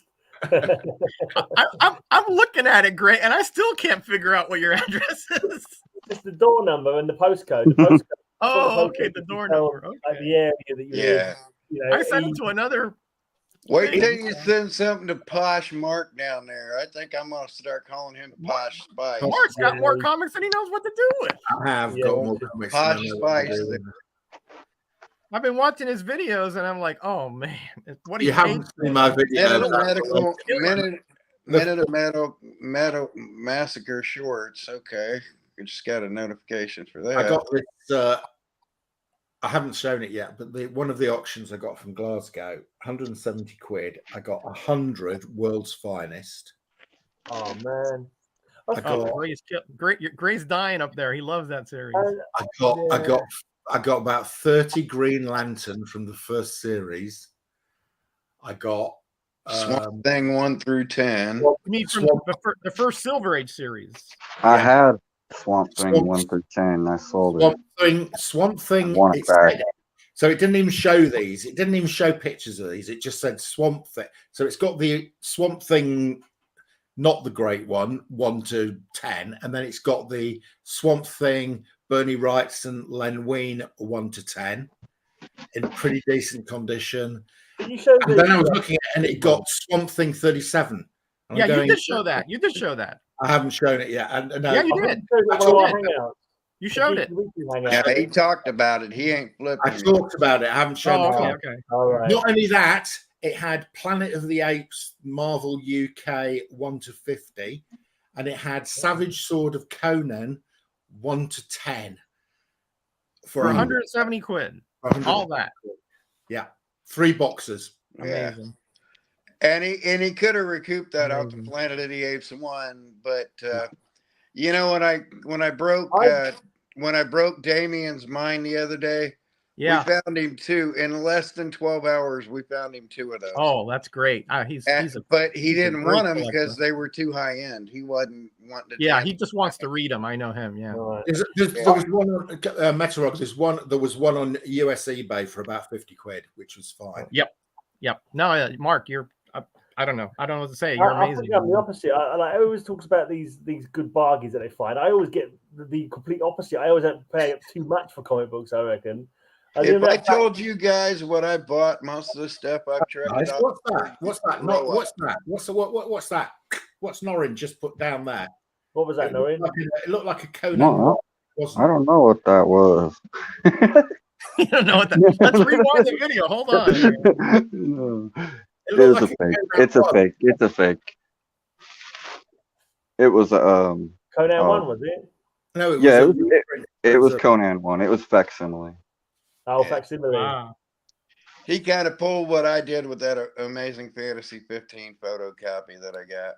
Yeah. You almost got me on that one. It looked too nice, though. I was like, when I threw that over my shoulder, and that literally was how good the comic looked. It got a copy. Now, granted, my buddy's signed copy was even better, but yeah, Jim Shooter did write Legion when he was like 13 or 12 or 13. I have his first work over here. 13 and 14. That's by the time he was 14, he'd written a dozen stories for him. Yep. Yeah. Some are pretty good. Some so, you know. The art, though, is very weak on those adventure comics for the Legion until, you know, John Forte and Win Mortimer. These not too good. I really am terrible at looking. I don't notice the art half the time. I'm looking at it, but I don't. It's very rare for me to look at one and think, "Oh, that's not a very good real drawing." You know what I mean? Normally, I'm too busy. Just as long as it depicts the action decently enough, I don't really think. Right. Well, the thing is that, like, sometimes, like what I don't like is that when they have like the same face and the same body posture. And you know, that's the kind of thing that really turns me off. You know, that's why Adams and Perez and Byrne, they were very dynamic. They varied their faces and their body postures. But some of these speaking of that, since it's gone away and it's in your possession and it's never going anywhere, do you want to know what it cost me out of pocket for those 3 magazines, those Byrne magazine books? Do you want to know, or do you want the public to know, or do you just not? I don't care. No, I don't mind. I paid $3 for one and $2 for the other 2. Wow. I'd say that's a pretty good bargain. Yeah. Consider one of those is on a bad day is worth $500. Oh yeah. I feel less about ripping you off. Bad day. Yeah, but I could have got 500 cash out of that yesterday anytime I want. Oh yeah, I know it. I know. But I got it right here, by the way. You lit up, and I'm like, "That's going to Roger. I'm going to give it to you." I got it right here, my friend. I already looked through it carefully. I gave it to you, except for that one little tick in the corner. I'm telling you, that thing would grade close to a 9. I mean, there's just a little bitty like rip up here. That's it. Yeah. But that is the highest known graded copy. I've gotten offers for 500 cash on that more times. Oh, I believe it. It's like I said, it's very rare. I mean, and it's $1,000 book in that condition. It's $1,000 book. I've only ever seen one other online. One other. So yeah. In that condition, it's absolutely $1,000 book. So it's not what I spent for it. It's what I could have got for it in cash. And then I thought, nope, I'm gonna cut you a trade value discount, but major discount, I'd say, because I didn't send you anywhere near $500. I know. And you could honestly tomorrow you could grade that thing and get $1,000 for it tomorrow. No way, I'm grading that sucker doesn't grade. There's no way. I want to see that stuff inside. You know, grading comic books is money out of buying new comic books. If you ask me, I can't see why anyone would bother. Unless I'm selling it, I'm not grading it. You know, because why? I mean, honestly, if I wasn't going to let that go, I was actually going to grade it just for the family to be able to flip it, because it would have been the highest. It would have been the highest graded copy. Oh, yeah, for sure. So few of them. That's an underrated artist right there, Paul Smith, on that Kitty Pryde one. Yeah. His art is very clean. Very clean. I've got I mean, then John Romita Jr. I picked up a 173 at half price books for like $1 one day. And I open it up, and it has Paul Smith's signature huge on the inside of it. Cool. I've never met him, but Roger, why don't you do some videos where you talk about artists and say what you don't like about why you think he's a good artist, why you don't think he's a good artist? No one seems to do those kind of videos. I think that would be cool. I mean, everyone knows that people like Kirby, they like Adams, and they like whatever. But I just wondered, like, what subjectively makes one artist better than another artist? You know, because I'm not really. Oh, Well, Observe it's it. subjective to the individual. Hey, beauty there's is in the eye of the relevance right there. beholder. Hey, Yeah, stay exactly. on that comic right there, Norrin. Go back one before you go to Kiss Kiss Bang Bang. Like I'm not a big fan of certain artists, which a lot of people love, you know, and I'm a fan of like Ron Wilson. You don't see too many Ron Wilson fans. But Who's the artist of that right there, guys? That's your buddy. Barta. That's Hillary my friend, Barta, Hillary yeah. Barta. Yeah. That's your buddy. You want that autographed? I can get that autograph for you. This is Barta. That's my drinking buddy. That was a great episode, by the way, guys. Go Love back that and episode. watch the first episode we did. He's so down to earth, you know. That's what I really like. He just wanted to chat. Yeah. And that's how it'll be tomorrow with JM, and that's how it'll be with Mandrake. And if I can help it, that's how it'll be with Gaiman. Well, with Gaiman, that would be impressive. The impression I have is he's not that down to earth. Maybe I'm wrong. But... Oh, he's totally down to earth. Okay, all right. I've had thread conversations with the guy for years. Okay, but it's just thread conversations, you know. Right. Because his writing just seems to me like, you know, somebody who's like very confident and all that, you know. He's a big goober. He's one step above Tim Burton. He's literally he's extremely bright. He's extremely that's bright. For sure. Yeah. And so funny and so approachable and so nice and decent. That's why I said he's coming on. I don't know if we're gonna get him for 15 minutes or 2 hours. He's coming on. Great. So, we'll see, mate. We'll see. You know, and I'm gonna work on getting Burn on, and like I said, I want you to get Alan Moore on so we can do a can do a Greyman Alan Moore lookalike competition. That would be interesting. I can get in touch Alan Moore, Greyman or Alan Moore. I have 1 degree of separation with Alan Moore. I can get in touch with him. I share an editor with him. Okay. So it is. I love his writing, by the way. I mean, he's a brilliant writer. Anybody that needs to see it, Fan Scene, 2017, December 2017. Are you in the issue same number 1 magazine? I have a writing credit above Alan Moore in that. It's in alphabetical order. Alphabetical order. You're Andrews, yeah. You're above everybody there. Yes, I am. I'm above Dave Gibbons, Alan Moore, and all of them. But I share an editor with Alan Moore. My writing credits are all down below because I'm Perez, you know, so they're all down the bottom. There you go. There's an old James Bar. Alan Moore's best artist who worked with him, Kevin O'Neill, on Have they said how he died? Was it cancer or something? Cancer, yeah. He had cancer for a while, it said. So I see you flipping some caliber. Extraordinary gentleman. First crow in there. Amazing. Yeah, Caliber. What issue is it? Number 2? Do you got crow? Do you got? I don't. 1 is the first crow. 1 is. This is 2, I think. Yeah. That's pretty cool. I got people that want it, but I ain't ready to let go. Yeah. That's issue 2. Is he in there? I think he's on the back. Yeah, that's issue 2. Yeah, the story continues. Oh yeah. Okay. Oh, well. Is that Simon? Dead World. Oh no, it's Dead World. I thought it was Simon Garth for a second. The zombie. That's Marvel. No, first Simon Garth goes back a ways. Oh, he interviewed Kevin O'Neill. Oh, cool. Wow. David Lloyd. Nice. Hello. Great Kevin stuff. O'Neill's art is just like on its own, you know, for just weird detail and weirdness of it. It was just like just such a unique style, didn't he? He's just amazing. Definitely one of my faves, but like only for certain things though. Cause, you know, if he had to be doing something that his art worked on, you know. League of Extraordinary Gentlemen works. Less superhero books that often. Definitely. Yeah, I mean, there are some artists that are not up for certain genres for sure. You know. Yeah. Well, he got banned. That's right. Yeah. He got banned by the Comic Code Authority. Banned by DC. He got banned by the Comic Code Authority. That's right. Yeah. So he did a Green Lantern issue for DC. That was the one I think the Comic Code Authority. The Comic Code Authority came back and said no. Yeah. They said, "What can we change? What can we change about it?" And they said, "There's nothing thing. This author is banned. Wow, I didn't know that one. Wow. Yeah. Wow. And he I didn't. think it was an Alan Moore story. I think it was like a Tales of the Green Lantern Corps at the back of the Green Lantern book, wasn't it? I think it was the Tales of the Green Lantern Corps at the back of the book. And then I think it was the first. I think it was an introduction of Sodam Yat, who was the Daxamite Green Lantern.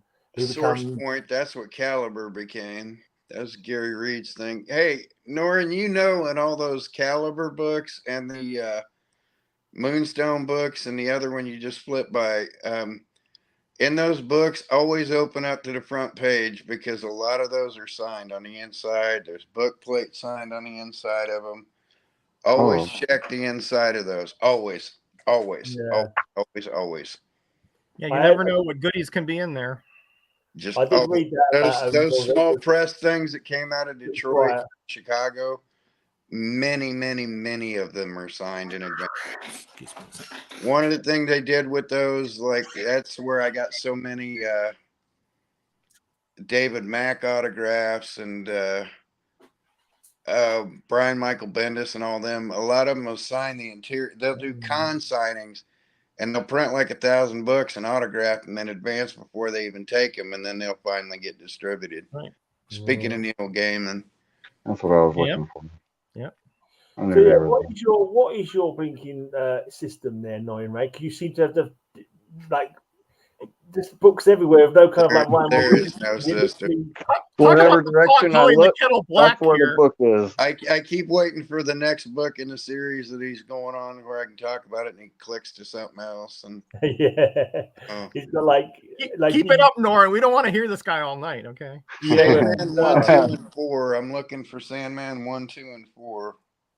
Or 1, 4, and 8. I'm sorry, not 1, 2, and 4. 1, 4, and 8. Are you going to go dig out the original art for us if he picks them out? Do you have that editorial variant, Kyle? No. Don't care if I have it. I just want 1, 4, and 8, and then I can fill in the blanks. All right. I'm just asking since you have so much, so many obscurities and rarities. I have like about 10 issues. That's about it. I got the whole run of Lucifer.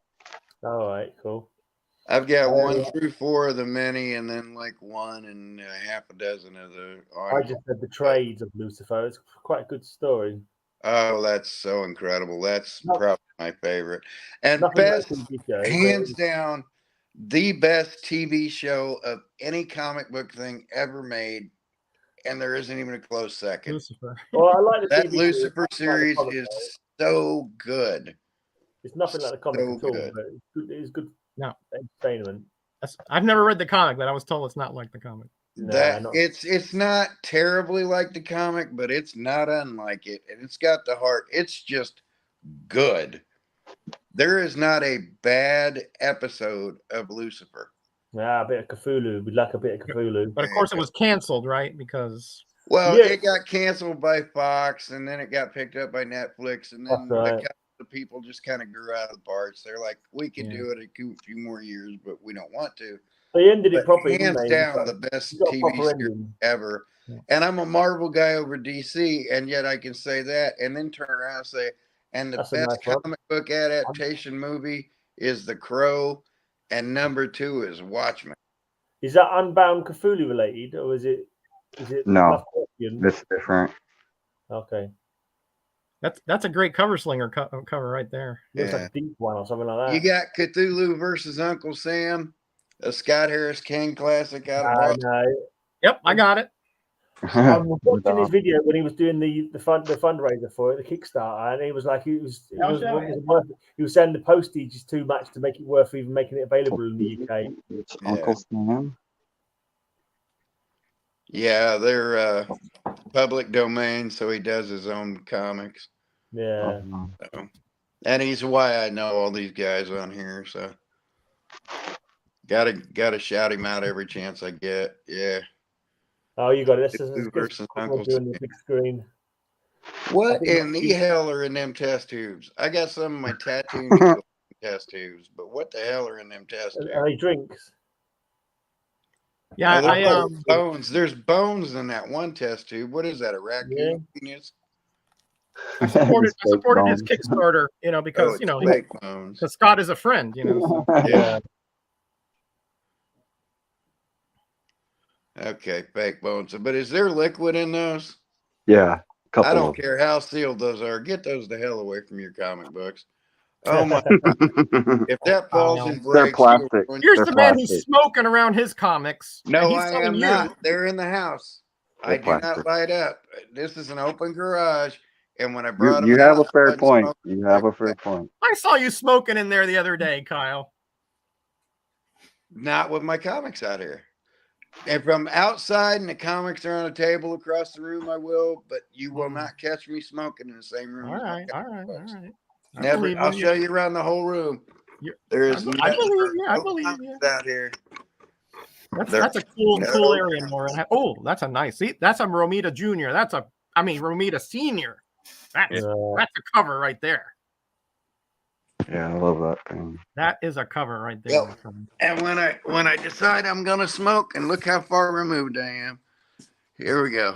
Here's all the comic books. Okay, man. Okay, you convinced me. You don't have to keep it up. They are inside on the table away from me. I am anally retentive about that. I retract my previous statement. All right, forget it. Yeah, never. I want you to be going running around to convince me. You convinced me. Yeah. What's everyone been having fun. Thank you, guys. I was having a miserable damn day. It got a lot better. So what's everyone been reading lately? Anyone reading anything? I'm reading Moonshadow. All right, ready for. And why are you reading Moonshadow? Would it be for tomorrow, 3 p.m. Eastern Standard Time, 8 p.m. UK time? You're a great publicist, Kyle. I tell you, he's the hype man of the hypest of the hype man. You been reading anything, Rog? Well, I just finished the. Actually, I got a few issues left of the thing. All right. And I'm actually going back now and reading the Silver Age Fantastic Four. I think mine start around 55 or 54. So I'm starting there and going up. Yeah. I should do that. I want to do that. Last thing I did was the Babe run I showed the other day. The Babe, John Byrne's Babe. Oh, the John Byrne. Yeah. Yeah, it wasn't like risque at all, really. She appears like naked, but she's no more uncovered than the She-Hulk, whatever was. Right. Yeah, the shadows and all that. Yeah. Yeah, it wasn't hardly any kind of that risque stuff. Yeah, there's some Byrne stuff right there. It was kind of like imagey, kind of like reminded me of an Image story for some reason. Like, yeah. Oh, I read this the other day. I didn't know this existed. Captain America and the Medusa Effect, and actually it's you got that one? Yeah, I recognized it as soon as you picked it out. I recognized the layout. Yeah, because I'm collecting, all the caps right up to Onslaught, and I didn't know this existed. Actually, this is a World War II story. Right. It's like an Invaders tie-in kind of thing. Yeah. So not bad. Rich Buckler, the Wyman art is, but not bad stuff. Cool. You want to see what I've been reading? I can't show you one of them because it has too much information on it. Medicaid stopped covering a certain medication I have to take for my illness and hospital bills. That's what I've been reading. Hospital bills and Medicaid's fucking me over. Excuse me. Medicaid's doing a number on me. So, yeah. So it's always been mismanaged over here, unfortunately. Yeah, no offense to the American guys, but seriously, I mean, our system does have problems. Obviously, it does have problems, but I'd much rather have our system than your system. There's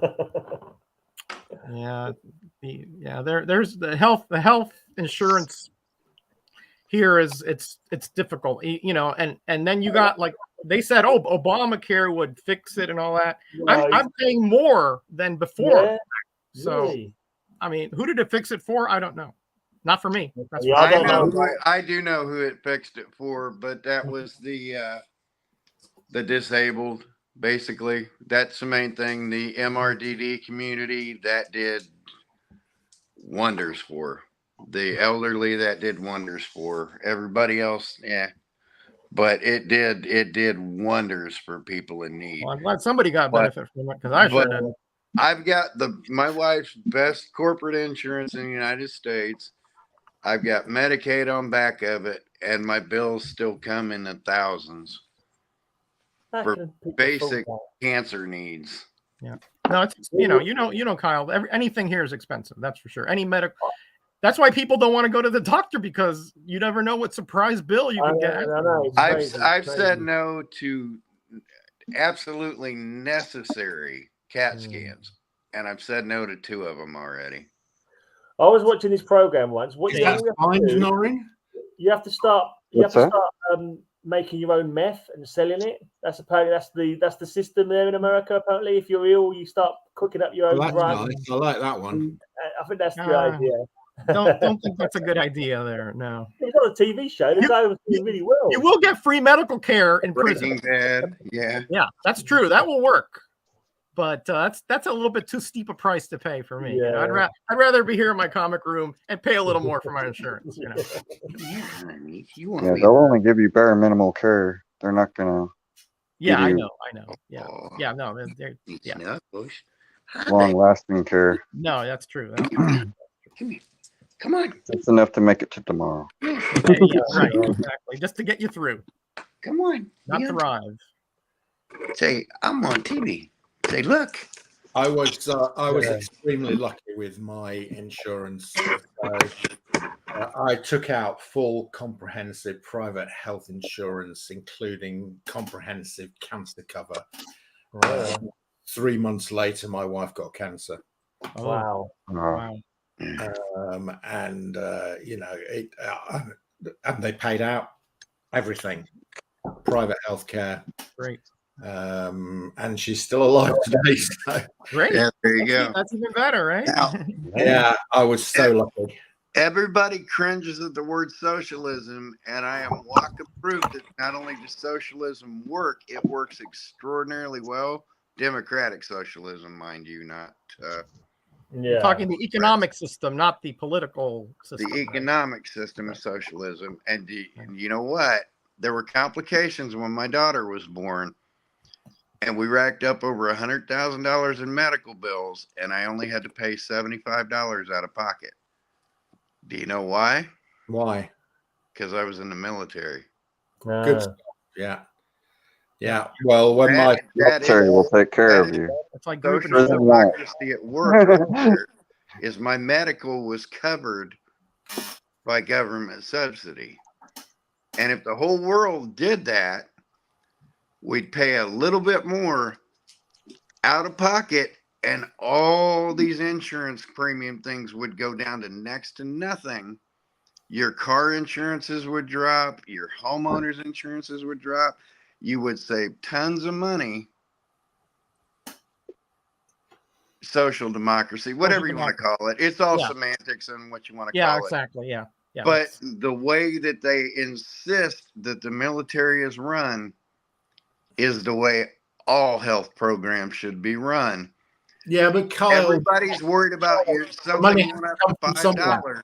If it's just covering the military, fine, but if it's covering the entire population, the tax burden is huge. Huge. The tax burden goes up, but when it does, the cost of everything goes down.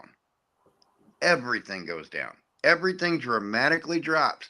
The cost of living levels out, where you're going to end up spending like $5 out of every 100 more, and the cost of living goes down. So you do the math. Would you pay $5 more per 100 and have the cost of living go down? Because you'd make up that $5 more per 100 on a little spread. Which country would you hold up as a perfect example of this? There is none. No, there is none yet. But that's what they need to do. No. That's the France has a similar system, but they have millions upon tens of millions of people.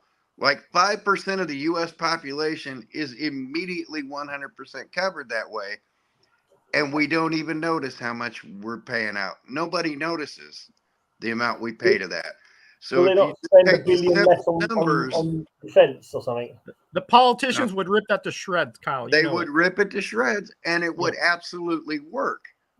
Because if everybody had that kind of access where, the extremes are up there and you'd have to have supplementary, so your tax may go up, but everything else goes down. You can stop right there because that will never, that will never fly. Yeah, and it's the simplest answer. It's a utopian idea, and it's the simplest answer. And when people want to argue with me, it's like, what, do you hate the military? Because that's what that is. Now, Kyle, that's what we've attempted to do in the UK with the National Health Service. And the reason it doesn't work is because the tax required to do that is huge. Huge, yeah. Yeah. So always the National Health Service. But you have to balance it. That's what they don't want to do, is they don't want to balance it. Balance it with what? The cost of living should immediately go down with that. No, because in the UK, you put in a National Health Service like we've done in the UK. So healthcare is free at the point of use for the majority of the people in the UK, which is what you're talking about. Yeah. So the problem is that the resources in the health service are limited because the government, has got to fund it, and they've got to raise taxes to do that, and that's unpopular. Yeah. So consequently, the National Health Service is underfunded, and the waiting list, if you go to them and say, I want a knee replacement, leveled out. It's 2 years waiting list. Whereas if you go private, it's 6 weeks. Yeah. So, it's all fine in theory, but then when you're the person paying the tax, when you're the 25-year-old who's having to pay the tax for the 60-plus-year-olds who are getting all the benefits from the health service, that's not popular. But why wouldn't I want to pay $500 more a year in taxes for $100,000 worth of services? Because that's not the way government works. That's called, you don't choose where your taxes go. They're not. But listen, we don't trust the government here as it is. If we put the health care on the government, it's never going to fly. That's what I'm saying. I'm about kicking them in the ass and just saying, this is what we need to do. And we have a system where it works. And it can all be leveled out. But they bury all this into munitions that just get given away or tossed away and thrown aside. Yeah. And then the least taken care of people are the humans, but they still get the health care. It can all be balanced out. It can all be balanced out. If I wasn't getting $100,000 medical bills, but my wife had to pay $1,000 or $2,000 more a year in taxes, yay. Yeah, that's fine. Yay. But what if you're a 35-year-old? What if you're a 35-year-old with 3 kids? Are you really keen to pay all that additional tax for healthcare? Yeah. Yes. Because the cost of healthcare. Yes. Well, so I have to pay an extra $100 out of my paycheck so that I don't have to pay an extra $12,000 because my kid broke their leg. Yes. Listen, guys, I got to get going. Scintillating conversation here, by the way. That is an absolute no-brainer if people would get that in their heads.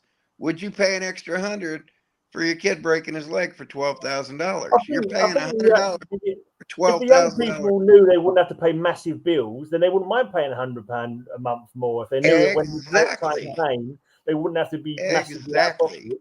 And the whole thing of not being scared to call an ambulance because you can't afford the bill will be completely gone. 50% flat tax, a 50% flat tax, a 35% flat, whatever.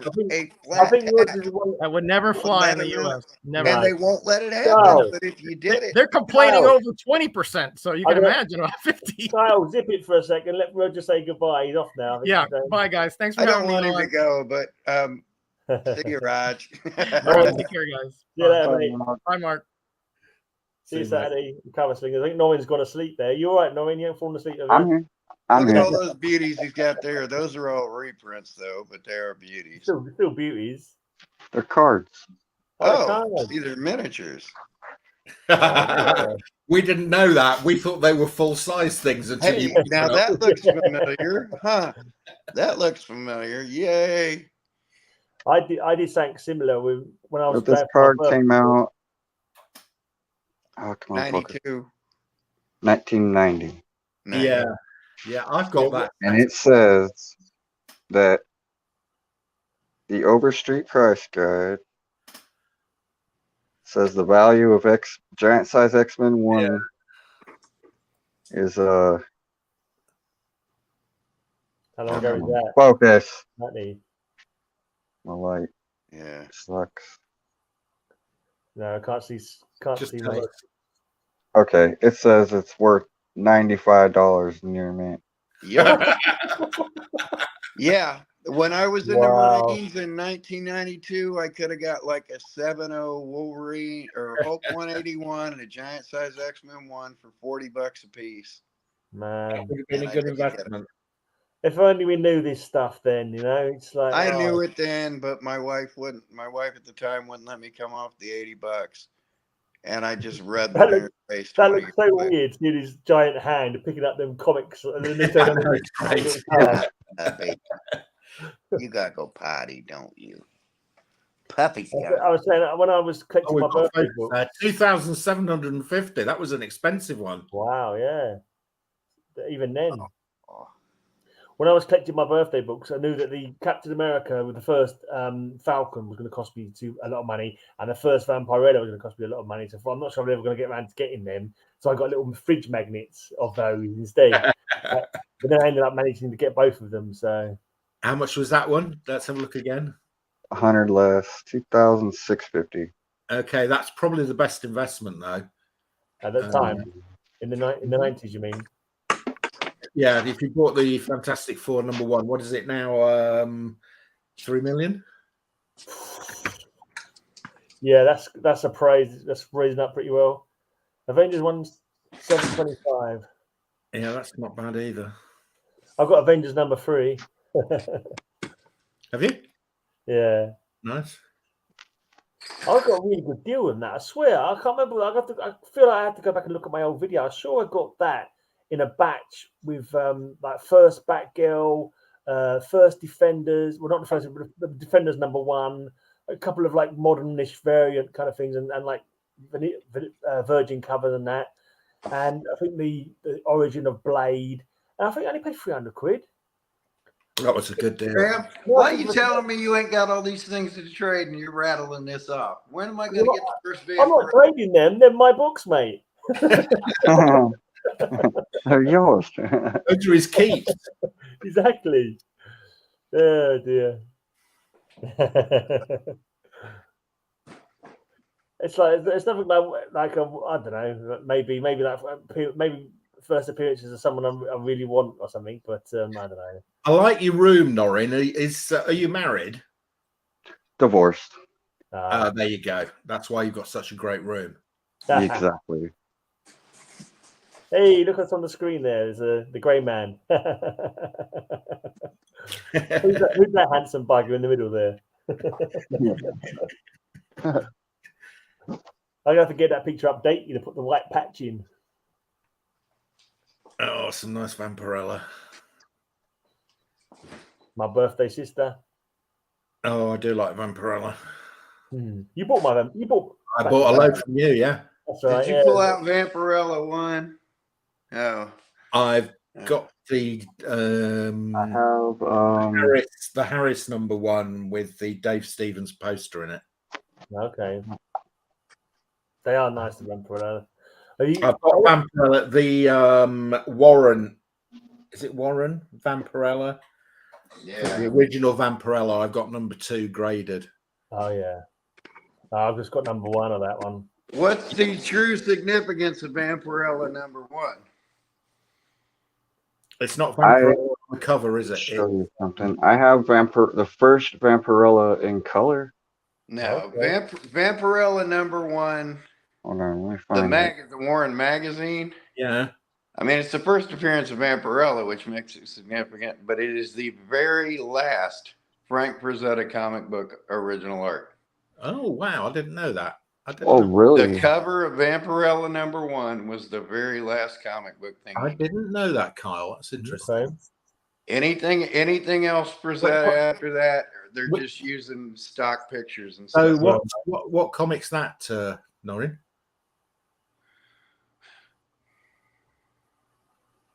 Hi.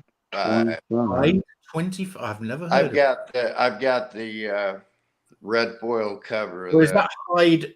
If I look at that, is that Hyde 0? Yeah. Is that Hyde Hyde 50. I have never seen that before. Yeah, So there's Harry's comic. So that was that before the Vampirello one that Harris did? No. That was black and white. That was black and white. All right, I may go back up and do it. Do you want me to get into one of my booby boxes and show you a bunch of crazy Vampirello stuff, or no? Another day, or I'm easy. Can do. Over even for another day. We've got nearly 3 hours now. We'll kick it off at the 3 hour mark. Let me.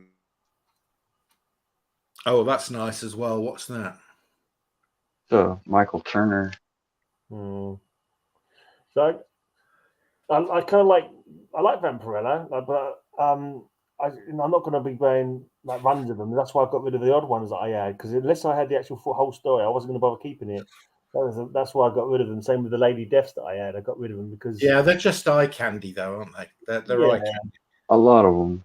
Some of the story's cool though. I like the whole idea of the vampire planet and all that, where she comes from. She's actually like an alien. Yeah, from Draculon, where blood is water. Yeah, that's pretty cool. Has anyone got that Vampiress Camilla? That's like a I think it's called that. It's like a Vampirella, like exactly homage kind of thing. It looks exactly the same. Very first Lady Death Ashcan. That's nice.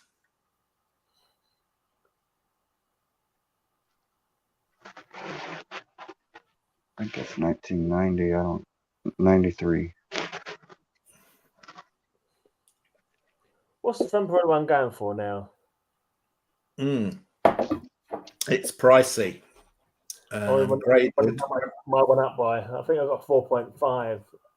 Have you? 4. Yeah, it's either 4 or 4.5. This is according to my comic shop. It's not graded. It's 4. Do you know what the thing is? I don't know if you use my comic shop, but you put in, for example, I just put in Vampirella #1. It's showing me all these unholy kind of things. They should do it like chronological. Like, they got a Vengeance. What grade have you got? 4.5. Vampirella Unholy. $1,000 now, Gray. Okay, that's gone up $700 then from when I bought it. Yeah, that's not bad. That's a good buy. That's a solid buy. That's a solid comic. That's just going to go up. It is. Yeah. She's just in the consciousness. It's. She might get a film at some point. No, it doesn't really matter. This is what I like about these characters like Vampire. They don't need a film. She doesn't need a film. It's in the collection. I'm done specking on films and movies. I get characters I like. Yeah. And Vampirella, I think, is solid.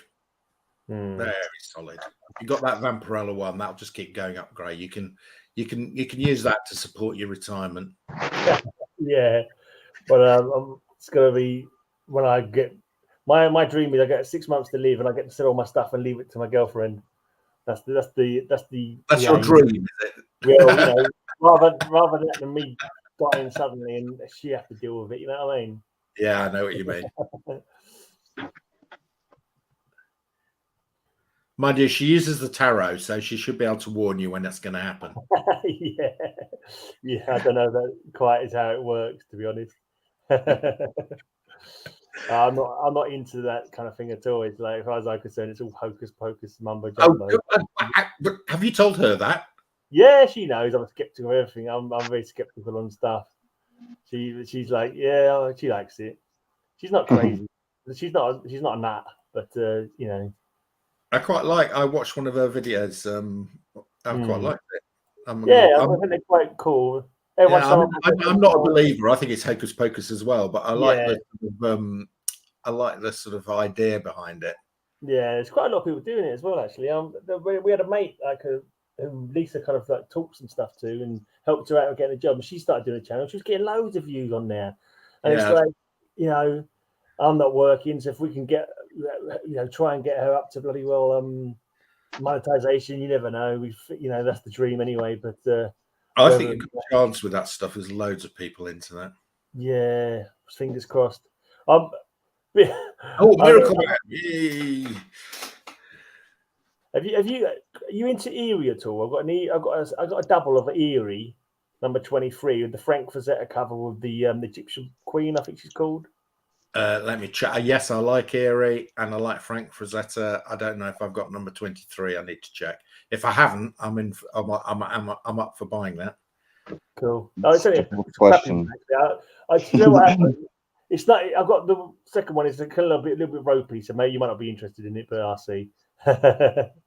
Hey, what happened? It was one of my birthday books, and I was trying to get. I had to get Creepy and an Eerie, like from September 1969. I actually managed to buy 2 Eeries on eBay at the same time, thinking I've got a Creepy and an Eerie, until I ordered the Eerie twice from 2 different vendors. Norrin, what is this you're showing us now? It's your own sketches. Yeah, just drawings I did. Are these the ones you've done? That one's trippy. Wow. It's not bad. That one's interesting. The Century. That's really weird. That's like, yeah, that is interesting on that one. It's like another dimension that's come over to our dimension. It's like Lovecraftian almost. Like the Earth is something coming into our world. This is the Century and Void. Oh. From Marvel. Okay. Never heard of it. The Void is inside the Century. What it is it's a really cool story. I know they're going to make it a movie. Okay. So what it is like in Marvel, the Century was basically like the world's greatest hero around the time. Oh, Century. Around the why? Sorry. I thought you were saying century, as in like 100 years. Sorry, century. Right. And anyway, he had what was I gonna say? Oh yeah, he's the hero in, like, say, the Golden Age, and now it's modern days, and nobody remembers him, and they don't know why. There's no memory of the Century. The Century doesn't even remember that he was a hero back in the Golden Age.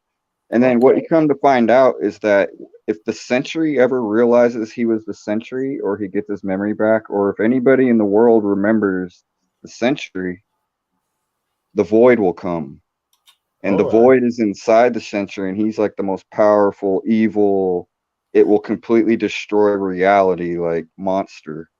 And what this is this is Century down here, and this is a big tower that Dr. Strange created, I think with Reed Richards. I'm not positive. I think Dr. Strange and Reed Richards, maybe some of the Illuminati, all got together and they figured out how to create this tower. And this tower comes and it makes the whole world forget the Century and who he is. Okay. That way the Void will never come. Wow. It's a cool story.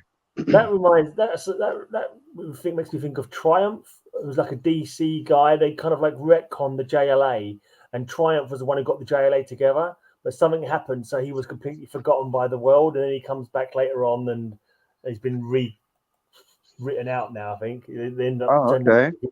Yeah.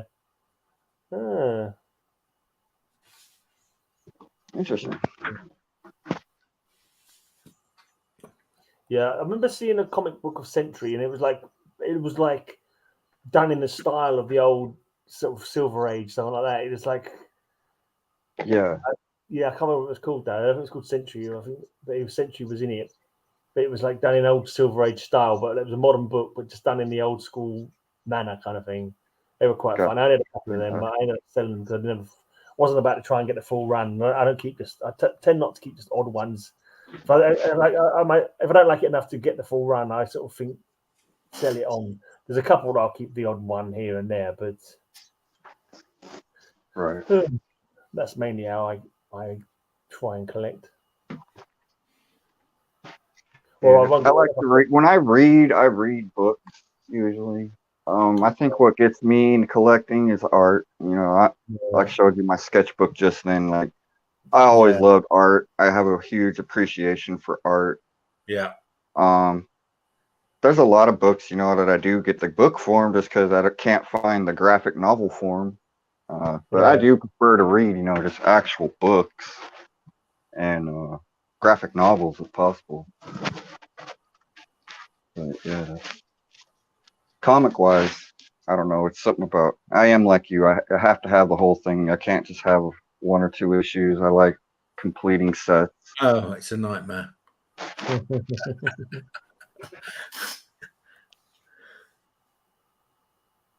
I'm about halfway on my Spawn run. A lot of Spawn. That's a lot of Spawn, mate. That's the longest running independent comic. So Yeah. Halfway, did you start with 1 or you? Did Savage Dragon around the same time? Starting with 1, I'm kind of about halfway. Savage Dragon's got to be about the same, isn't it, as Spawn? No. Savage Dragons. What now? Same time, didn't it, in the 90s? Yeah, but it hasn't. Same time. Yeah, but it hasn't published as frequently. Right. Youngblood and Spawn came out at the exact same monthly then. Oh yeah, Savage Dragon's close. Is it's it? right on. Yeah, it's right on Spawn's tail. It's right on Spawn's tail. They're like at 260, something like that. They're almost at 300.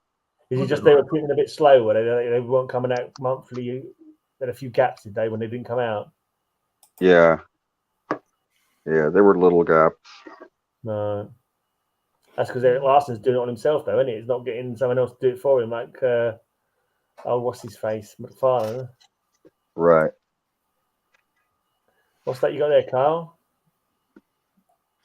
I'm talking and my mic's muted. I'm sitting here rambling off. This is the first Savage Dragon from like 1983. I thought he'd been quiet for about 10 minutes. Yeah, I shut it off when I lunked it upstairs and was digging around, and I kept mouthing off and like nothing was going on. But yeah, oh, he's on hiatus. Apparently, Savage Dragon. I didn't know that. 1985. Savage Dragon came out in 1985. I've got about the first. Are you right? Yeah. Savage Dragon is up to 262, so he's some way behind Spawn. Yeah. Right. It's the way behind it, but he was created a decade before, almost a decade before. No, I didn't know. So, I couldn't figure out why nobody was answering when I was like, all right, you guys ready for some TNA and stuff like that? Nobody answered, so I just kept on wandering along. But yeah, if you're looking for the first appearance of Savage Dragon, there you go. I got a spare. Megaton. I am. Megaton number 2 and Megaton number 3 are his first appearance and full appearance. Yeah, I was rambling on and forgot I muted my mic. There's what the first crow looks like. Yeah, you wouldn't. Caliber Spotlight 1. There's the first Frank Einstein Madman, Creatures of the Id. Yeah, I'm not up for trading my first crow yet. There's the first hologram in comics from 1986. First hologram cover. What was he showed that on Cover Slinger? It wasn't a hologram week, was it? It wasn't a hologram week. We didn't do hologram week, did we? First. It was on first. Just first, right. Okay.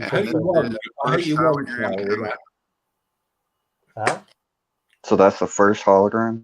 Yeah, 1986. Cool. Predates the other ones by 6 years. Oh, let's see. Lady Death number 1. Oh, I like that cover. That's great. Yeah. Speaking of Kevin O'Neill, his first League of Extraordinary. Yeah, I've got a couple of those. And how about some rare Michael Turner Diamond RRP edition? Now you got my answers. I'm trying to get the most recent League of Extraordinary Gentlemen. So far, I've only got 2. Don't see those in. Sure. Michael Turner is my favorite artist. If you're into autographs, I got a stack coming here. TNA autographs. Well, there's Greg Land on Witchblade. Oh, Witchblade's my favorite. There's Witchblade and Darkness. Witchblade. Here's a limited black and white Tomb Raider signed by Silvestri. There's a limited Danger Girl autographed. There's a limited Darkchild autographed. There's another autographed Darkchild. Here's a triple signed The Darkness. Awesome. Okay. Trinity Angels, Kevin McGuire signed. I've got them Trinity Angels comics. Then you had Kiss Kiss Bang Bang. Here's the limited signed by Mike Perkins. Yeah. I said our work colleague, his brother had load of comics and he gave them away, and I got them off him, so that's why. Movies everywhere with 5 autographs, including. Yeah, funny. I got that book. Then just because it was here, Bernie writes an autograph. Nice. And then some Razor stuff autographed. We're sort of about like the price of comics and the comics have gone up in price and that. And like if you've been there in the 90s and spent. That's what's turned me off of DC. The DC is charging too much for their books. This is limited to 55 copies, and I've got number 16. Here's a fundraiser book that you'll enjoy. It's signed by James O'Barr. Is that a company called London Knights or something like that? Yeah, London Knight. It's Everett Hartso's studio. Yeah. And Dark Angel is signed by. All these comics are not my thing. I've had a few of them, and I just sold them, and I don't want them. And I just like half naked. Yeah. Like, these are signed by Hart Fisher. Convention book signed. There's Carmen Electra. Wow. I had a huge crush on Carmen. There's a limited Angel. I forgot that dating show she was on. Mark's more of a Carmen Miranda guy. Here's one every Vampirella fan should have. The Still Sealed Zero, signed by Quesada and Palmiotti. Oh, that's awesome. We might have to do a future trade, Kyle. Vampirella signed by Signosky. I don't know about no trading, but I definitely would buy some of that from you. Then, since it's a new show, here's some Warrior Nun and Ariella signed by Ben Dunn. What are you interested in, Mark? I know I don't have anything that would really pique your interest in trade. That's the only reason I say that.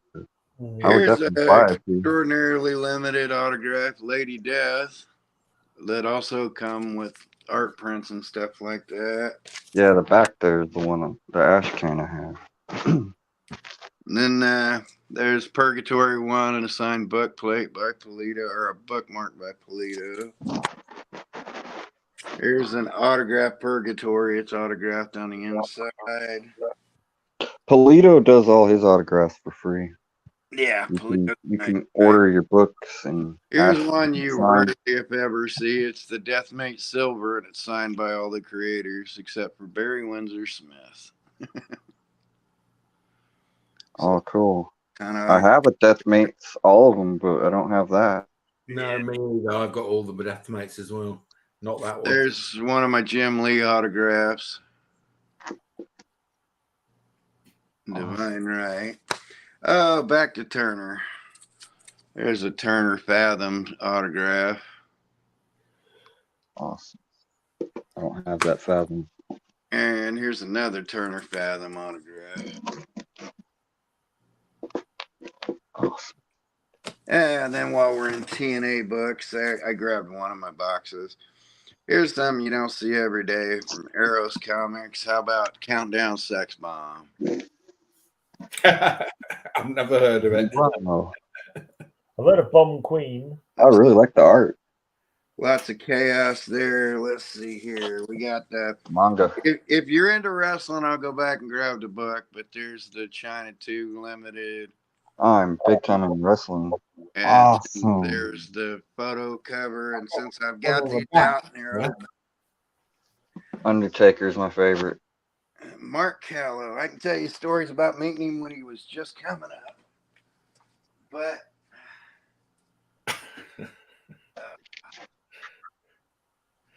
okay, guys, I've got to go to bed. I've got to go to bed. I'll see you tomorrow, guys. Yeah. Watch the rest of this, Mark, because there's going to be plenty to come up where you're going to want it. Well, there's my Mick Foley autograph. I'm probably going to stop it now myself. It's 1 a.m. So. And there's my China autograph, Johnny Lumber. Oh, 1 in the morning. Europe time. Yeah. All right, let me see if I can come across any rarities. The Donna Mias are getting. It's 8 at night here. Well, all right. Here, let me just pull this out and give you an idea.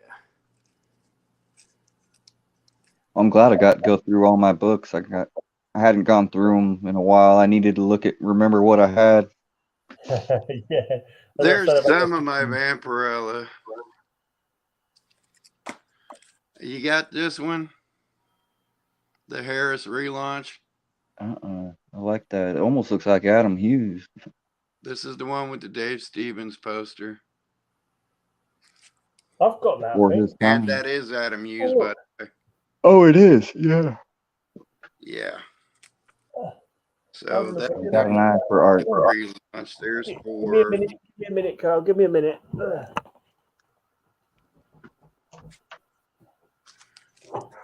There's one of the pinup special. What are you coming with? You coming with the big boy? Oh, nice. That one. Oh, it is the same. A 9.8. Nice. Beautiful. I want it. No, I feel left out. I'm a Vampirella collector, and I don't have that. I'd call this as is maybe a 9092. It is Adam Hughes cover. There's Vengeance 1/2. I'm not sure this is the same comic though. I think this is a different comic. It's the same comic. It's identical. But I think it's because this is a homage after. This is Adam Hughes after Adam Hughes. So I'm wondering if it's like the later version of this. Although it's the same Does cover. it have the Dave Stevens poster? No, it's got like a no, that's not an original. No. That's not an original. Oh, wow. Original. So, yeah, it's that's a an original cover. There's Vengeance Foil 1. I've seen that book a couple Vengeance times. Foil 25. There's I a didn't want to pay what they wanted for it. There's a 0 in the non-signed version still bagged. There's the Draculon. Here's one you don't see every day that's extraordinarily rare. Oh, nice. The 92 Virgin variant. There's an cosplay strikes. There's the black and white there. There's a Virgin variant there. There's a nice the Miller and Mayu. There's Queen's Gambit. There's Morrison's Rescinding Evil. There's the ash can to that. It's retro #1. Vampirella Witchblade. Oh, I really want that one. Now that I know it's there. Issues. Never saw that. The cool thing to this is I forgot about this. I need to send that off because that's my buddy Liam Sharp did the art on that. I forgot to send that out. And then there's the Vampy Painkiller Jane foil cover. So I need to send this out to Liam. I'm keeping this out. I would like to get some Michael Turner signatures. Really bad. Well, I have them. I just looked this up out of interest. It's now for $160. That's all right. Not bad for a win, is it? $160. 60. 160. All right. I'm done pulling stuff out. If you're going to call it a night here, I'm definitely done pulling stuff out. Awesome collection. So, yeah, this is the tip of my iceberg, but. Well, we've got plenty more weeks to go through, mate. We're going to show Vampirella. I figured those would come out. Oh. Let's see that going back in there. Yeah, eventually I want to collect boxes of artists. I want like an Adam Hughes box, Mike Mayhew box, John Byrne box, greatest artists or writers. I like collecting them. What Roger showed off there was John Byrne amateur worked almost 2 years before Actually, 2 years before he signed on as a pro. Here's just a stack of Dave Stevens. Just Dave Stevens galore. So, all right. We done went and put you to sleep, didn't we, Graham? No, it's time for me to go to bed, though. Yeah. Hey, sub up my girlfriend's channel if you're not subbed already. Already did it. Oh, yeah, cool. Already did it. Aspen goes up front. Right, yeah, I'll call it a night then, guys. I didn't even pull these out on you the other day. I got all the issues of Destroyer Duck. I think we need to finish with a dance. So if you've got your dancing shoes ready, we can. Have a amazing day. I hope you have a amazing day. There you go.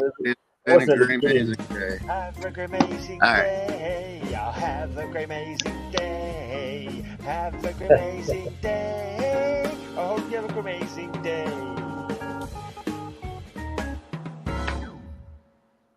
See you later, mate.